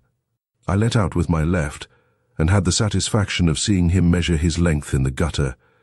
Then began an unholy row. They were all on me at once, and the policeman took me in the rear. I got in 1 or 2 good blows, for I think, with fair play, I could have licked the lot of them, but the policeman pinned me behind, and one of them got his fingers on my throat. Through a black cloud of rage I heard the officer of the law asking what was the matter, and Marmy, between his broken teeth, declaring that I was Hannay the murderer. "Oh, damn it all," I cried. "Make the fellow shut up. I advise you to leave me alone, Constable. Scotland Yard knows all about me, and you'll get a proper wigging if you interfere with me." "You've got to come along of me, young man," said the policeman. "I saw you strike that gentleman cruel, lad. You began it too, for he wasn't doing nothing." "I seen you. Best go quietly, or I'll have to fix you up." Exasperation and an overwhelming sense that at no cost must I delay gave me the strength of a bull elephant. I fairly wrenched the constable off his feet, floored the man who was gripping my collar, and set off at my best pace down Duke Street. I heard a whistle being blown and the rush of men behind me. I have a very fair turn of speed, and that night I had wings. In a jiffy I was in Pall Mall and had turned down towards St. James's Park. I dodged the policeman at the palace gates, dived through a press of carriages at the entrance to the mall, and was making for the bridge before my pursuers had crossed the roadway. In the open ways of the park I put on a spurt. Happily there were few people about, and no one tried to stop me. I was staking all on getting to Queen Anne's Gate. When I entered that quiet thoroughfare it seemed deserted. Sir Walter's house was in the narrow part. and outside it 3 or 4 motor cars were drawn up. I slackened speed some yards off and walked briskly up to the door. If the butler refused me admission, or if he even delayed to open the door, I was done. He didn't delay. I had scarcely rung before the door opened. "I must see Sir Walter," I panted. "My business is desperately important." That butler was a great man. Without moving a muscle, he held the door open and then shut it behind me. "Sir Walter is engaged, sir, and I have orders to admit no one. Perhaps you will wait." The house was of the old-fashioned kind, with a wide hall and rooms on both sides of it. At the far end was an alcove with a telephone and a couple of chairs, and there the butler offered me a seat. "See here," I whispered. "There's trouble about and I'm in it. But Sir Walter knows and I'm working for him. If anyone comes and asks if I am here, tell him a lie." He nodded, and presently there was a noise of voices in the street and a furious ringing at the bell. I never admired a man more than that butler. He opened the door, and with a face like a graven image waited to be questioned. Then he gave them it. He told them whose house it was, and what his orders were, and simply froze them off the doorstep. I could see it all from my alcove, and it was better than any play. I hadn't waited long till there came another ring at the bell. The butler made no bones about admitting this new visitor. While he was taking off his coat, I saw who it was. You couldn't open a newspaper or a magazine without seeing that face, the grey beard cut like a spade, the firm fighting mouth, the blunt square nose and the keen blue eyes. I recognized the first Sea Lord, the man, they say, that made the new British Navy. He passed my alcove and was ushered into a room at the back of the hall. As the door opened, I could hear the sound of low voices. It shut, and I was left alone again. For 20 minutes I sat there, wondering what I was to do next. I was still perfectly convinced that I was wanted, but when or how I had no notion. I kept looking at my watch, and as the time crept on to 10:30, I began to think that the conference must soon end. In a quarter of an hour, Royer should be speeding along the road to Portsmouth. Then I heard a bell ring, and the butler appeared. The door of the back room opened, and the first Sea Lord came out. He walked past me, and in passing he glanced in my direction, and for a second we looked each other in the face. Only for a second, but it was enough to make my heart jump. I had never seen the great man before, and he had never seen me. But in that fraction of time, something sprang into his eyes, and that something was recognition. You can't mistake it. It is a flicker, a spark of light, a minute shade of difference which means one thing and one thing only. It came involuntarily, for in a moment it died, and he passed on. In a maze of wild fancies I heard the street door close behind him. I picked up the telephone book and looked up the number of his house. We were connected at once, and I heard a servant's voice. "Is his lordship at home?" I asked. "His lordship returned half an hour ago," said the voice, "and has gone to bed. He is not very well tonight. Will you leave a message, sir?" I rang off and almost tumbled into a chair. My part in this business was not yet ended. It had been a close shave, but I had been in time. Not a moment could be lost, so I marched boldly to the door of that back room and entered without knocking. 5 surprised faces looked up from a round table. There was Sir Walter, and Drew the War Minister, whom I knew from his photographs. There was a slim elderly man, who was probably Whitaker, the Admiralty official, and there was General Winstanley, conspicuous from the long scar on his forehead. Lastly, there was a short, stout man with an iron-grey moustache and bushy eyebrows who had been arrested in the middle of a sentence. Sir Walter's face showed surprise and annoyance. "This is Mr. Hannay, of whom I have spoken to you," he said apologetically to the company. "I'm afraid, Hannay, this visit is ill-timed." I was getting back my coolness. "That remains to be seen, sir," I said, "but I think it may be in the nick of time. For God's sake, gentlemen, tell me who went out a minute ago." "Lord Alloa," Sir Walter said, reddening with anger. "It was not," I cried. "It was his living image, but it was not Lord Alloa. It was someone who recognized me, someone I've seen in the last month. He had scarcely left the doorstep when I rang up Lord Alloa's house and was told he had come in half an hour before and had gone to bed. Who? Someone stammered. The Black Stone, I cried, and I sat down in the chair so recently vacated and looked round at 5 badly scared gentlemen. Chapter 9. The 39 Steps. Nonsense, said the official from the Admiralty. Sir Walter got up and left the room while we looked blankly at the table. He came back in 10 minutes with a long face. I have spoken to Alloa, he said. Had him out of bed, very grumpy. He went straight home after Mulross's dinner. But it's madness, broke in General Winstanley. Do you mean to tell me that that man came here and sat beside me for the best part of half an hour and that I didn't detect the imposture? Alloa must be out of his mind. Don't you see the cleverness of it? I said. You were too interested in other things to have any eyes. You took Lord Alloa for granted. If it had been anybody else you might have looked more closely, but it was natural for him to be here, and that put you all to sleep. Then the Frenchman spoke, very slowly and in good English. The young man is right. His psychology is good. Our enemies have not been foolish. He bent his wise brows on the assembly. I will tell you a tale, he said. It happened many years ago in Senegal. I was quartered in a remote station, and to pass the time used to go fishing for big barbel in the river. A little Arab mare used to carry my luncheon basket, one of the salted dun breed you got at Timbuktu in the old days. Well, one morning I had good sport, and the mare was unaccountably restless. I could hear her whinnying and squealing and stamping her feet, and I kept soothing her with my voice while my mind was intent on fish. I could see her all the time, as I thought, out of a corner of my eye, tethered to a tree 20 yards away. After a couple of hours I began to think of food. I collected my fish in a tarpaulin bag and moved down the stream towards the mare, trolling my line. When I got up to her, I flung the tarpaulin on her back. He paused and looked round. It was the smell that gave me warning. I turned my head and found myself looking at a lion 3 feet off. An old man-eater. That was the terror of the village. What was left of the mare, a mass of blood and bones and hide, was behind him.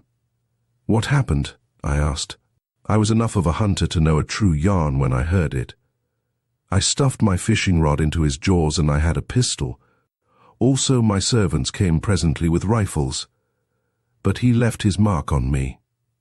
He held up a hand which lacked 3 fingers. Consider, he said. The mare had been dead more than an hour, and the brute had been patiently watching me ever since. I never saw the kill, for I was accustomed to the mare's fretting, and I never marked her absence, for my consciousness of her was only of something tawny, and the lion filled that part.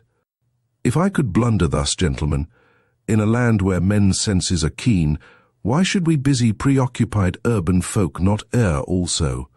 Sir Walter nodded. No one was ready to gainsay him. But I don't see, went on Winstanley. Their object was to get these dispositions without our knowing it. Now it only required one of us to mention to Alloa our meeting tonight for the whole fraud to be exposed. Sir Walter laughed dryly. The selection of Alloa shows their acumen. Which of us was likely to speak to him about tonight? Or was he likely to open the subject?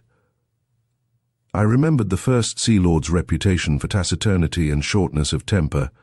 The one thing that puzzles me, said the General, is what good his visit here would do that spy fellow. He could not carry away several pages of figures and strange names in his head. That is not difficult, the Frenchman replied. A good spy is trained to have a photographic memory, like your own Macaulay. You noticed he said nothing, but went through these papers again and again. I think we may assume that he has every detail stamped on his mind.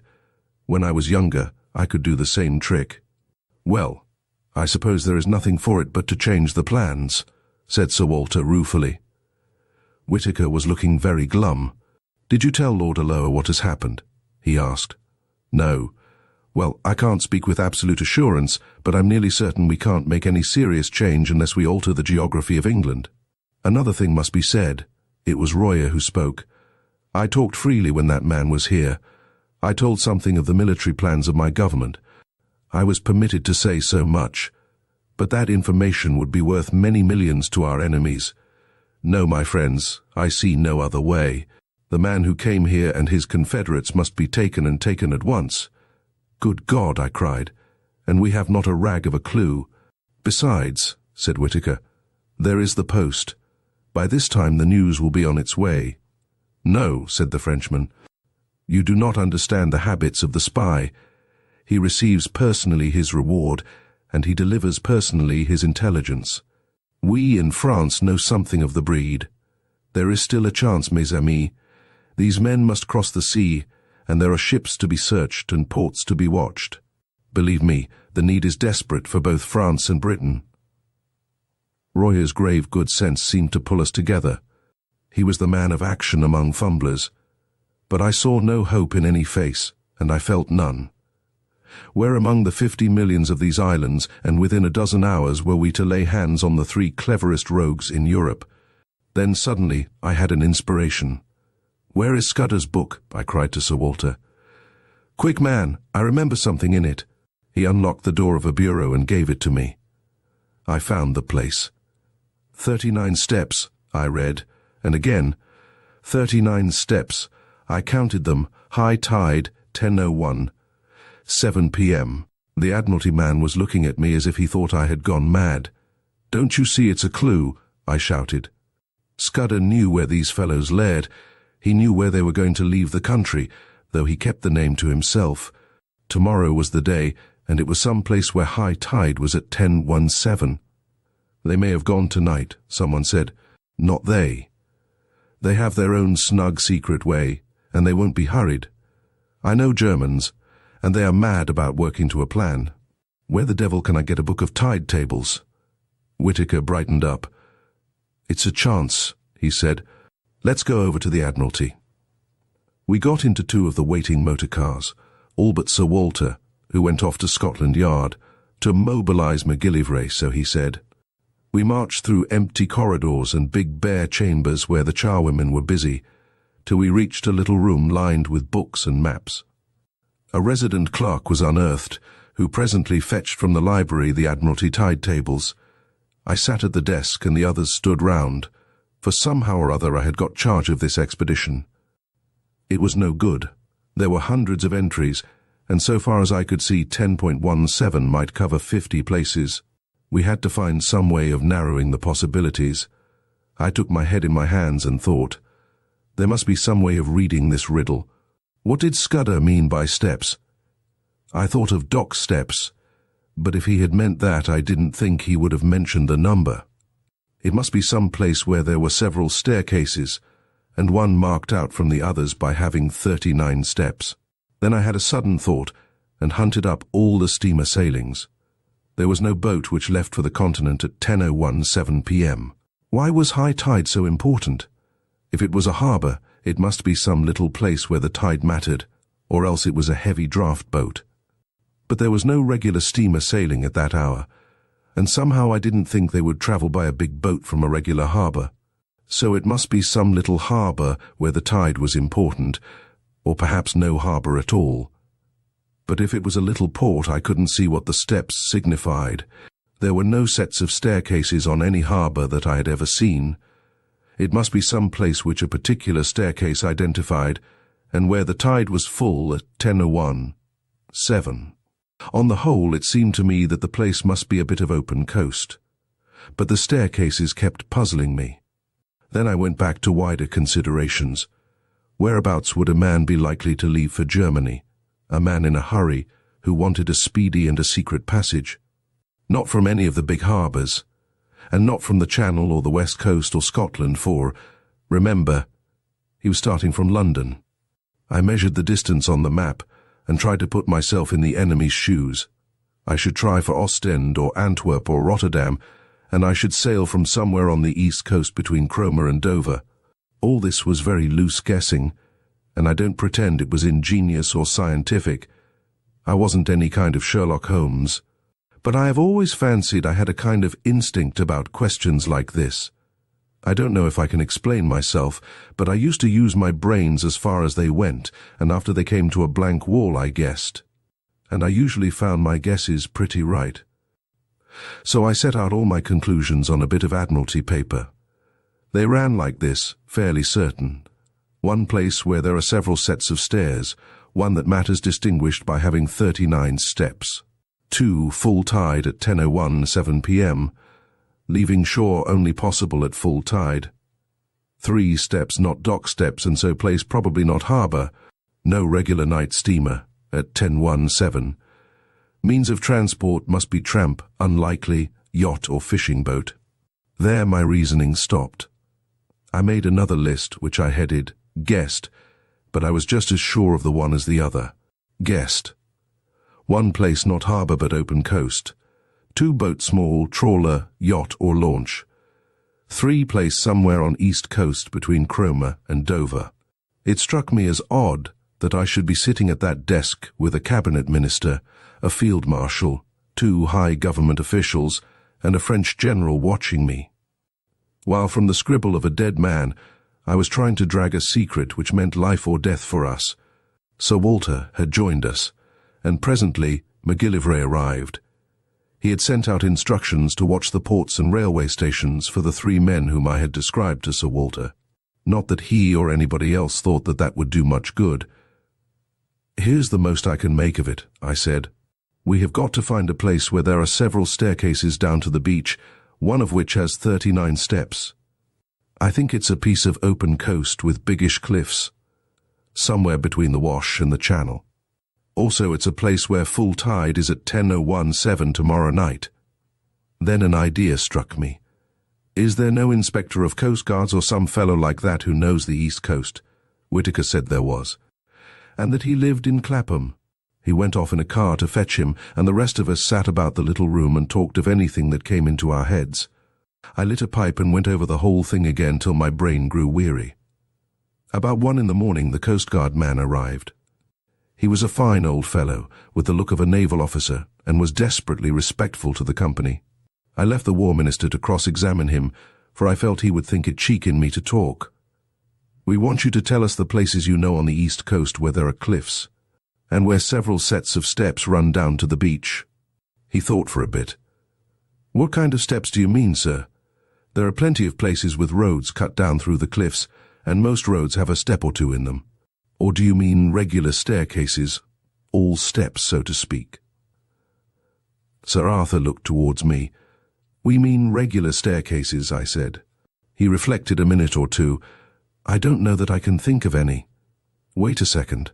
There's a place in Norfolk, Brattlesham, beside a golf course, where there are a couple of staircases, to let the gentleman get a lost ball." "That's not it," I said. "Then there are plenty of marine parades, if that's what you mean. Every seaside resort has them." I shook my head. "It's got to be more retired than that," I said. "Well, gentlemen, I can't think of anywhere else.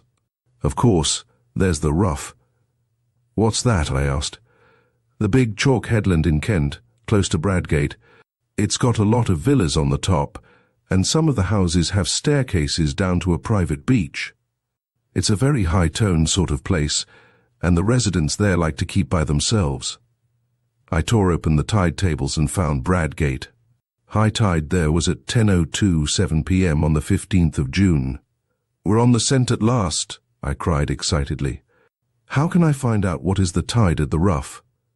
"I can tell you that, sir," said the Coast Guard man. "I once was lent a house there in this very month, and I used to go out at night to the deep-sea fishing. The tide's 10 minutes before Bradgate." I closed the book and looked round at the company. "If one of those staircases has 39 steps, we have solved the mystery, gentlemen," I said. "I want the loan of your car, Sir Walter, and a map of the roads. If Mr. MacGillivray will spare me 10 minutes, I think we can prepare something for tomorrow." It was ridiculous in me to take charge of the business like this, but they didn't seem to mind, and after all I had been in the show from the start. Besides, I was used to rough jobs, and these eminent gentlemen were too clever not to see it. It was General Royer who gave me my commission. "I, for one," he said, "am content to leave the matter in Mr. Hannay's hands." By 3:30 I was tearing past the moonlit hedgerows of Kent, with MacGillivray's best man on the seat beside me. Chapter 10. Various parties converging on the sea. A pink and blue June morning found me at Bradgate looking from the Griffin Hotel over a smooth sea to the lightship on the Cock Sands, which seemed the size of a bell buoy. A couple of miles farther south, and much nearer the shore, a small destroyer was anchored. Scaife, MacGillivray's man who had been in the Navy, knew the boat, and told me her name and her commanders. So I sent off a wire to Sir Walter. After breakfast, Scaife got from a house agent a key for the gates of the staircases on the Rough. I walked with him along the sands, and sat down in a nook of the cliffs while he investigated the half-dozen of them. I didn't want to be seen, but the place at this hour was quite deserted, and all the time I was on that beach I saw nothing but the seagulls. It took him more than an hour to do the job, and when I saw him coming towards me, conning a bit of paper, I can tell you my heart was in my mouth. Everything depended, you see, on my guess proving right. He read aloud the number of steps in the different stairs. 34, 35, 39, 42, 47, and 21, where the cliffs grew lower. I almost got up and shouted. We hurried back to the town and sent a wire to MacGillivray. I wanted 6 men, and I directed them to divide themselves among different specified hotels. Then Scaife set out to prospect the house at the head of the 39 steps.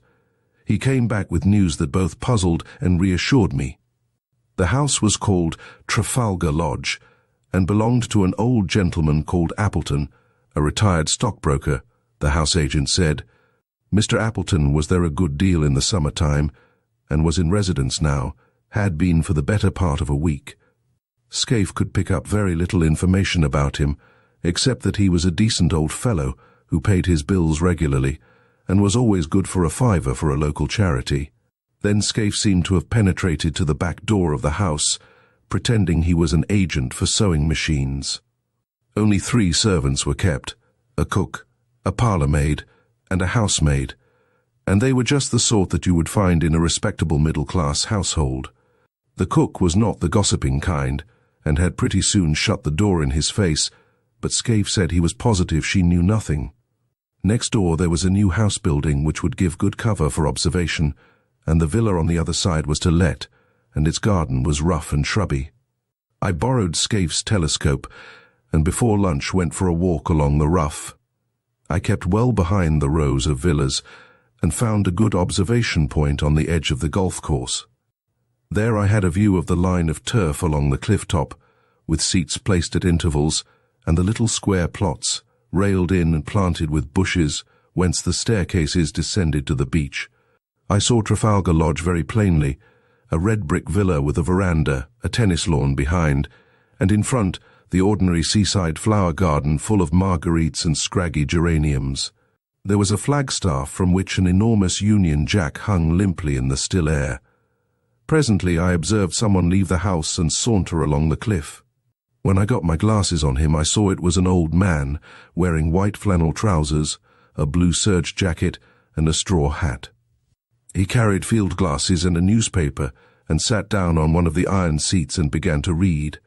Sometimes he would lay down the paper and turn his glasses on the sea. He looked for a long time at the destroyer. I watched him for half an hour till he got up and went back to the house for his luncheon, when I returned to the hotel for mine. I wasn't feeling very confident. This decent commonplace dwelling was not what I had expected.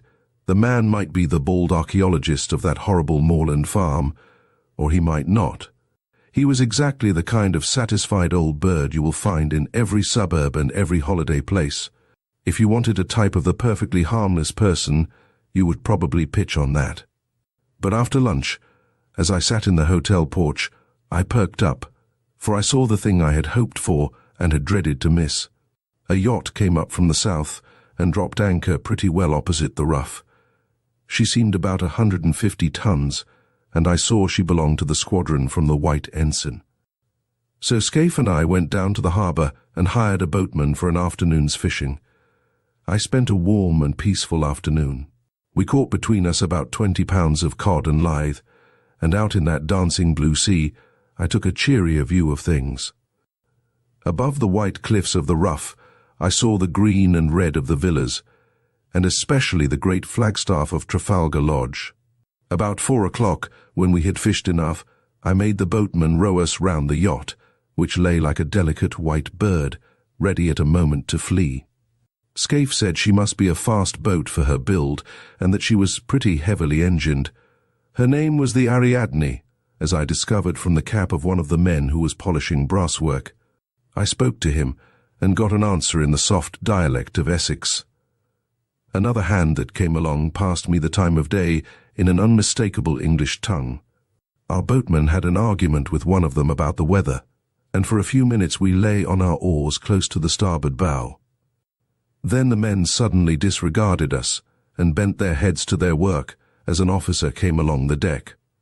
He was a pleasant, clean-looking young fellow, and he put a question to us about our fishing in very good English. But there could be no doubt about him. His close-cropped head and the cut of his collar and tie never came out of England. That did something to reassure me, but as we rowed back to Bradgate, my obstinate doubts would not be dismissed. The thing that worried me was the reflection that my enemies knew that I had got my knowledge from Scudder, and it was Scudder who had given me the clue to this place. If they knew that Scudder had this clue, would they not be certain to change their plans? Too much depended on their success for them to take any risks. The whole question was how much they understood about Scudder's knowledge. I had talked confidently last night about Germans always sticking to a scheme, but if they had any suspicions that I was on their track, they would be fools not to cover it. I wondered if the man last night had seen that I recognized him. Somehow I did not think he had, and to that I had clung.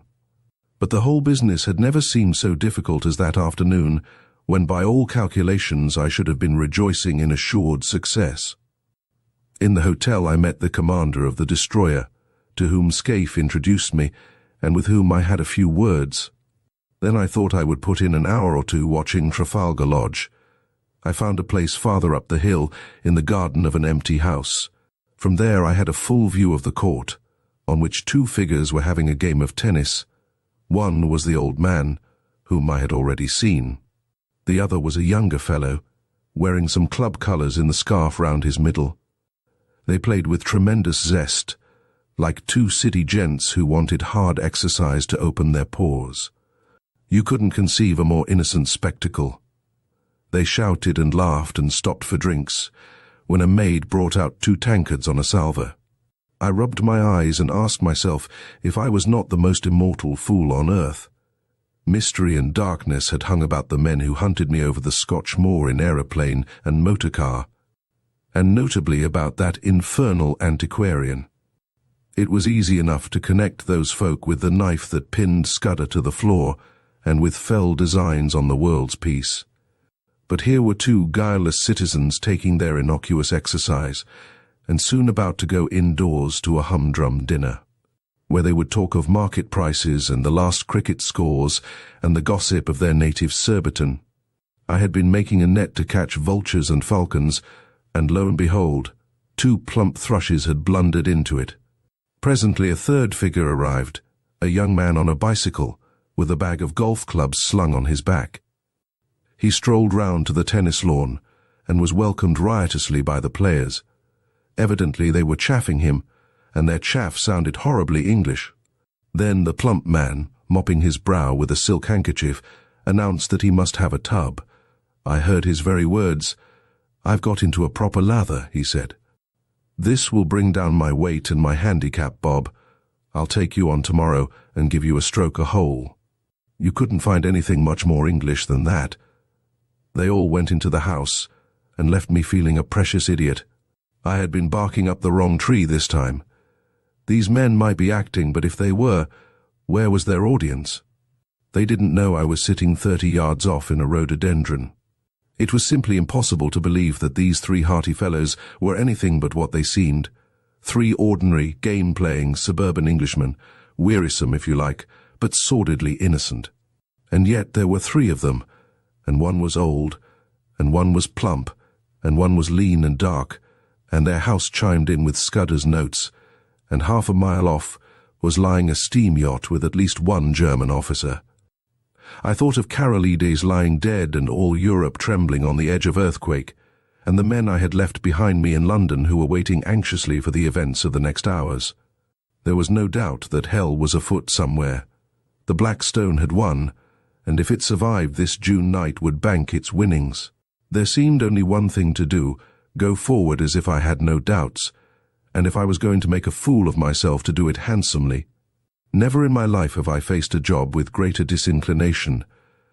I would rather in my then mind have walked into a den of anarchists, each with his Browning handy, or faced a charging lion with a popgun, than enter that happy home of 3 cheerful Englishmen and tell them that their game was up.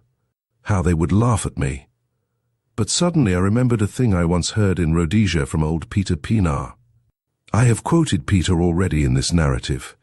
He was the best scout I ever knew, and before he had turned respectable he had been pretty often on the windy side of the law, when he had been wanted badly by the authorities. Peter once discussed with me the question of disguises, and he had a theory which struck me at the time. He said, barring absolute certainties like fingerprints, mere physical traits were very little use for identification if the fugitive really knew his business. He laughed at things like dyed hair and false beards and such childish follies. The only thing that mattered was what Peter called atmosphere. If a man could get into perfectly different surroundings from those in which he had been first observed, and, this is the important part, really play up to these surroundings, and behave as if he had never been out of them, he would puzzle the cleverest detectives on earth. And he used to tell a story of how he once borrowed a black coat and went to church and shared the same hymn book with the man that was looking for him. If that man had seen him in decent company before, he would have recognized him, but he had only seen him snuffing the lights in a public house with a revolver. The recollection of Peter's talk gave me the first real comfort that I had had that day. Peter had been a wise old bird, and these fellows I was after were about the pick of the aviary. What if they were playing Peter's game? A fool tries to look different. A clever man looks the same and is different. Again, there was that other maxim of Peter's, which had helped me when I had been a roadman. If you are playing a part, you will never keep it up unless you convince yourself that you are. That would explain the game of tennis. Those chaps didn't need to act, they just turned a handle and passed into another life, which came as naturally to them as the first. It sounds a platitude, but Peter used to say that it was the big secret of all the famous criminals. It was now getting on for 8 o'clock, and I went back and saw Scaife to give him his instructions. I arranged with him how to place his men, and then I went for a walk, for I didn't feel up to any dinner. I went round the deserted golf course, and then to a point on the cliffs farther north beyond the line of the villas. On the little trim, newly made roads I met people in flannels coming back from tennis and the beach, and a coast guard from the wireless station, and donkeys and Pierrots padding homewards. Out at sea in the blue dusk I saw lights appear on the Ariadne and on the destroyer away to the south, and beyond the Cock sands the bigger lights of steamers making for the Thames. The whole scene was so peaceful and ordinary that I got more dashed in spirits every second. It took all my resolution to stroll towards Trafalgar Lodge about 9:30. On the way I got a piece of solid comfort from the sight of a greyhound that was swinging along at a nursemaid's heels. He reminded me of a dog I used to have in Rhodesia, and of the time when I took him hunting with me in the Pali Hills. We were after Reebok, the dun kind, and I recollected how we had followed one beast, and both he and I had clean lost it. A greyhound works by sight, and my eyes are good enough, but that buck simply leaked out of the landscape. Afterwards I found out how it managed it. Against the grey rock of the kopjes it showed no more than a crow against a thundercloud. It didn't need to run away, all it had to do was to stand still and melt into the background. Suddenly, as these memories chased across my brain, I thought of my present case and applied the moral. The Black Stone didn't need to bolt. They were quietly absorbed into the landscape. I was on the right track, and I jammed that down in my mind and vowed never to forget it. The last word was with Peter Pienaar. Scaife's men would be posted now, but there was no sign of a soul. The house stood as open as a marketplace for anybody to observe. A 3-foot railing separated it from the cliff road. The windows on the ground floor were all open, and shaded lights and the low sound of voices revealed where the occupants were finishing dinner. Everything was as public and above board as a charity bazaar. Feeling the greatest fool on earth, I opened the gate and rang the bell. A man of my sort, who has travelled about the world in rough places, gets on perfectly well with 2 classes, what you may call the upper and the lower. He understands them and they understand him. I was at home with herds and tramps and roadmen, and I was sufficiently at my ease with people like Sir Walter and the men I had met the night before. I can't explain why, but it is a fact. But what fellows like me don't understand is the great, comfortable, satisfied middle-class world, the folk that live in villas and suburbs. He doesn't know how they look at things. He doesn't understand their conventions, and he is as shy of them as of a black mamba. When a trim parlour maid opened the door, I could hardly find my voice. I asked for Mr. Appleton and was ushered in. My plan had been to walk straight into the dining room, and by a sudden appearance wake in the men that start of recognition which would confirm my theory. But when I found myself in that neat hall, the place mastered me. There were the golf clubs and tennis rackets, the straw hats and caps, the rows of gloves, the sheaf of walking sticks, which you will find in 10,000 British homes. A stack of neatly folded coats and waterproofs covered the top of an old oak chest. There was a grandfather clock ticking, and some polished brass warming pans on the walls, and a barometer and a print of Chiltern winning the St. Leger. The place was as orthodox as an Anglican church. When the maid asked me for my name, I gave it automatically and was shown into the smoking room, on the right side of the hall.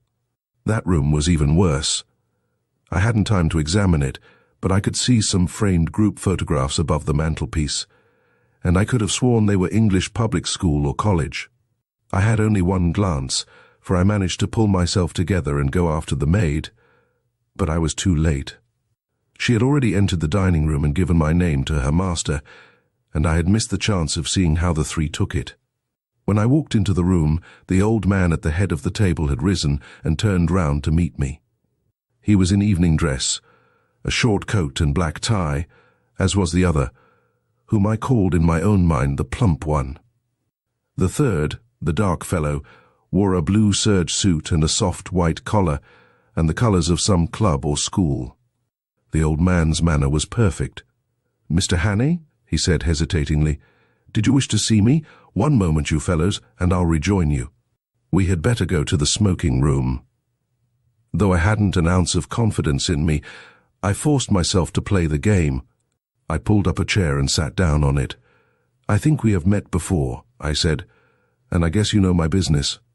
The light in the room was dim, but so far as I could see their faces, they played the part of mystification very well. Maybe, said the old man. "I haven't a very good memory, but I'm afraid you must tell me your errand, sir, for I really don't know it." "Well then," I said, and all the time I seemed to myself to be talking pure foolishness, "I have come to tell you that the game's up. I have a warrant for the arrest of you 3 gentlemen." "Arrest?" said the old man, and he looked really shocked. "Arrest? Good God, what for?" "For the murder of Franklin Scudder in London on the 23rd day of last month." "I never heard the name before," said the old man in a dazed voice. One of the others spoke up. "That was the Portland Place murder. I read about it." "Good heavens, you must be mad, sir. Where do you come from?" "Scotland Yard," I said. After that, for a minute, there was utter silence. The old man was staring at his plate and fumbling with a nut, the very model of innocent bewilderment. Then the plump one spoke up. He stammered a little, like a man picking his words.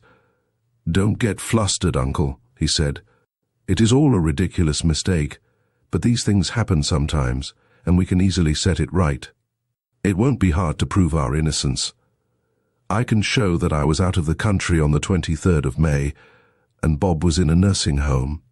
You were in London, but you can explain what you were doing." "Right, Percy. Of course that's easy enough." "The 23rd. That was the day after Agatha's wedding. Let me see. What was I doing? I came up in the morning from Woking and lunched at the club with Charlie Simons. Then, oh yes, I dined with the fishmongers. I remember, for the punch didn't agree with me, and I was seedy next morning. Hang it all, there's the cigar box I brought back from the dinner. He pointed to an object on the table and laughed nervously. I think, sir, said the young man, addressing me respectfully, you will see you are mistaken. We want to assist the law like all Englishmen, and we don't want Scotland Yard to be making fools of themselves. That's so, uncle. Certainly, Bob. The old fellow seemed to be recovering his voice. Certainly we'll do anything in our power to assist the authorities. But this is a bit too much. I can't get over it. How Nellie will chuckle, said the plump man. She always said that you would die of boredom because nothing ever happened to you, and now you've got it thick and strong. And he began to laugh very pleasantly. By Jove, yes. Just think of it. What a story to tell at the club. Really, Mr. Hannay, I suppose I should be angry to show my innocence, but it's too funny. I almost forgive you the fright you gave me. You looked so glum, I thought I might have been walking in my sleep and killing people. It couldn't be acting. It was too confoundedly genuine. My heart went into my boots, and my first impulse was to apologize and clear out. But I told myself I must see it through, even though I was to be the laughingstock of Britain. The light from the dinner table candlesticks was not very good, and to cover my confusion I got up, walked to the door, and switched on the electric light. The sudden glare made them blink, and I stood scanning the three faces. Well, I made nothing of it. One was old and bald, one was stout, one was dark and thin. There was nothing in their appearance to prevent them being the three who had hunted me in Scotland, but there was nothing to identify them. I simply can't explain why I, who, as a roadman, had looked into two pairs of eyes, and as Ned Ainsley into another pair, why I, who have a good memory and reasonable powers of observation, could find no satisfaction. They seemed exactly what they professed to be, and I could not have sworn to one of them. There in that pleasant dining room, with etchings on the walls, and a picture of an old lady in a bib above the mantelpiece, I could see nothing to connect them with the moorland desperadoes. There was a silver cigarette box beside me, and I saw that it had been won by Percival Appleton, Esquire, of the St. Bede's Club in a golf tournament. I had to keep a firm hold of Peter Pienaar to prevent myself bolting out of that house. Well, said the old man politely, are you reassured by your scrutiny, sir? I couldn't find a word. I hope you'll find it consistent with your duty to drop this ridiculous business. I make no complaint, but you'll see how annoying it must be to respectable people. I shook my head. Oh, Lord, said the young man, this is a bit too thick. Do you propose to march us off to the police station? Asked the plump one. That might be the best way out of it, but I suppose you won't be content with the local branch. I have the right to ask to see your warrant, but I don't wish to cast any aspersions upon you. You are only doing your duty, but you'll admit it's horribly awkward. What do you propose to do? There was nothing to do except to call in my men and have them arrested, or to confess my blunder and clear out. I felt mesmerized by the whole place, by the air of obvious innocence, not innocence merely, but frank, honest bewilderment and concern in the three faces. Oh, Peter Pienaar, I groaned inwardly, and for a moment I was very near damning myself for a fool and asking their pardon. Meantime I vote we have a game of bridge, said the plump one. It will give Mr. Hannay time to think over things, and you know we have been wanting a fourth player. Do you play, sir? I accepted as if it had been an ordinary invitation at the club. The whole business had mesmerized me.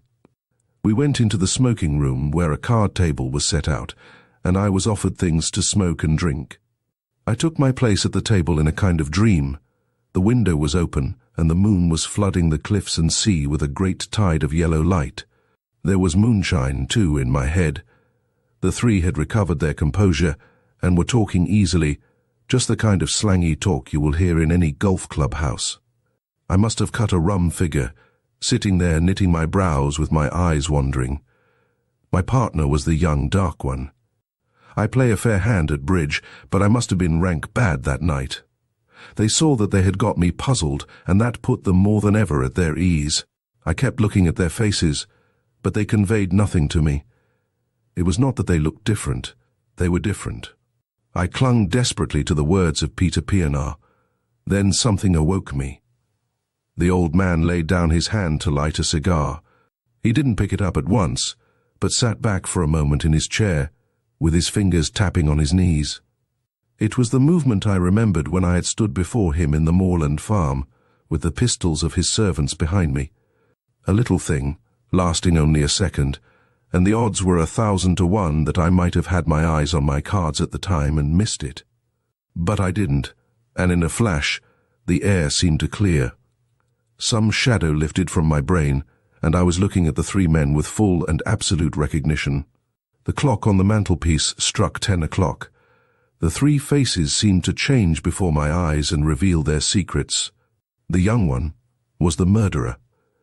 Now I saw cruelty and ruthlessness, where before I had only seen good humor. His knife, I made certain, had skewered Scudder to the floor. His kind had put the bullet in Karolides. The plump man's features seemed to dislimn and form again as I looked at them.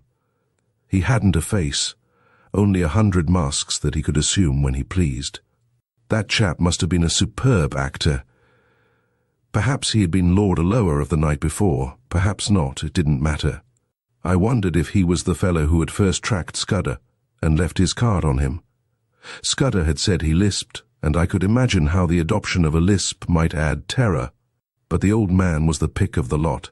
He was sheer brain, icy, cool, calculating, as ruthless as a steam hammer. Now that my eyes were opened, I wondered where I had seen the benevolence. His jaw was like chilled steel, and his eyes had the inhuman luminosity of a bird's. I went on playing, and every second a greater hate welled up in my heart. It almost choked me, and I couldn't answer when my partner spoke. Only a little longer could I endure their company. "Phew! Bob, look at the time," said the old man. "You'd better think about catching your train. Bob's got to go to town tonight," he added, turning to me. The voice rang now as false as hell. I looked at the clock, and it was nearly 10:30. "I'm afraid he must put off his journey," I said. "Oh, damn," said the young man. "I thought you had dropped that rot. I've simply got to go. You can have my address, and I'll give any security you like." "No," I said. "You must stay." At that, I think they must have realized that the game was desperate. Their only chance had been to convince me that I was playing the fool, and that had failed. But the old man spoke again. "I'll go bail for my nephew. That ought to content you, Mr. Hannay." Was it fancy, or did I detect some halt in the smoothness of that voice? There must have been, for as I glanced at him, his eyelids fell in that hawk-like hood which fear had stamped on my memory. I blew my whistle. In an instant, the lights were out. A pair of strong arms gripped me round the waist, covering the pockets in which a man might be expected to carry a pistol. "Schnell, Franz," cried a voice. "Das Boot, das Boot." As it spoke, I saw two of my fellows emerge on the moonlit lawn. The young dark man leapt for the window, was through it and over the low fence before a hand could touch him. I grappled the old chap, and the room seemed to fill with figures. I saw the plump one collared, but my eyes were all for the out-of-doors, where Franz sped on over the road towards the railed entrance to the beach stairs. One man followed him, but he had no chance. The gate of the stairs locked behind the fugitive, and I stood staring, with my hands on the old boy's throat. For such a time as a man might take to descend those steps to the sea. Suddenly my prisoner broke from me and flung himself on the wall. There was a click, as if a lever had been pulled. Then came a low rumbling, far, far below the ground, and through the window I saw a cloud of chalky dust pouring out of the shaft of the stairway. Someone switched on the light. The old man was looking at me with blazing eyes. "He is safe," he cried. "You cannot follow in time. He is GG1. He has triumphed. Der schwarze Stein ist in der Siegeskrone." There was more in those eyes than any common triumph. They had been hooded like a bird of prey, and now they flamed with a hawk's pride. A white fanatic heat burned in them, and I realized for the first time the terrible thing I had been up against. This man was more than a spy. In his foul way, he had been a patriot. As the handcuffs clinked on his wrists, I said my last word to him. I hope Franz will bear his triumph well. I ought to tell you that the Ariadne for the last hour has been in our hands. 7 weeks later, as all the world knows, we went to war. I joined the new army the first week, and owing to my Matabele experience got a captain's commission straight off. But I had done my best service, I think, before I put on khaki. Thank you for joining us on Storytime Haven. We hope you enjoyed the 39 Steps and its captivating blend of adventure and suspense. John Buchan's masterful storytelling leaves us eager for more, with each chapter revealing new twists and turns.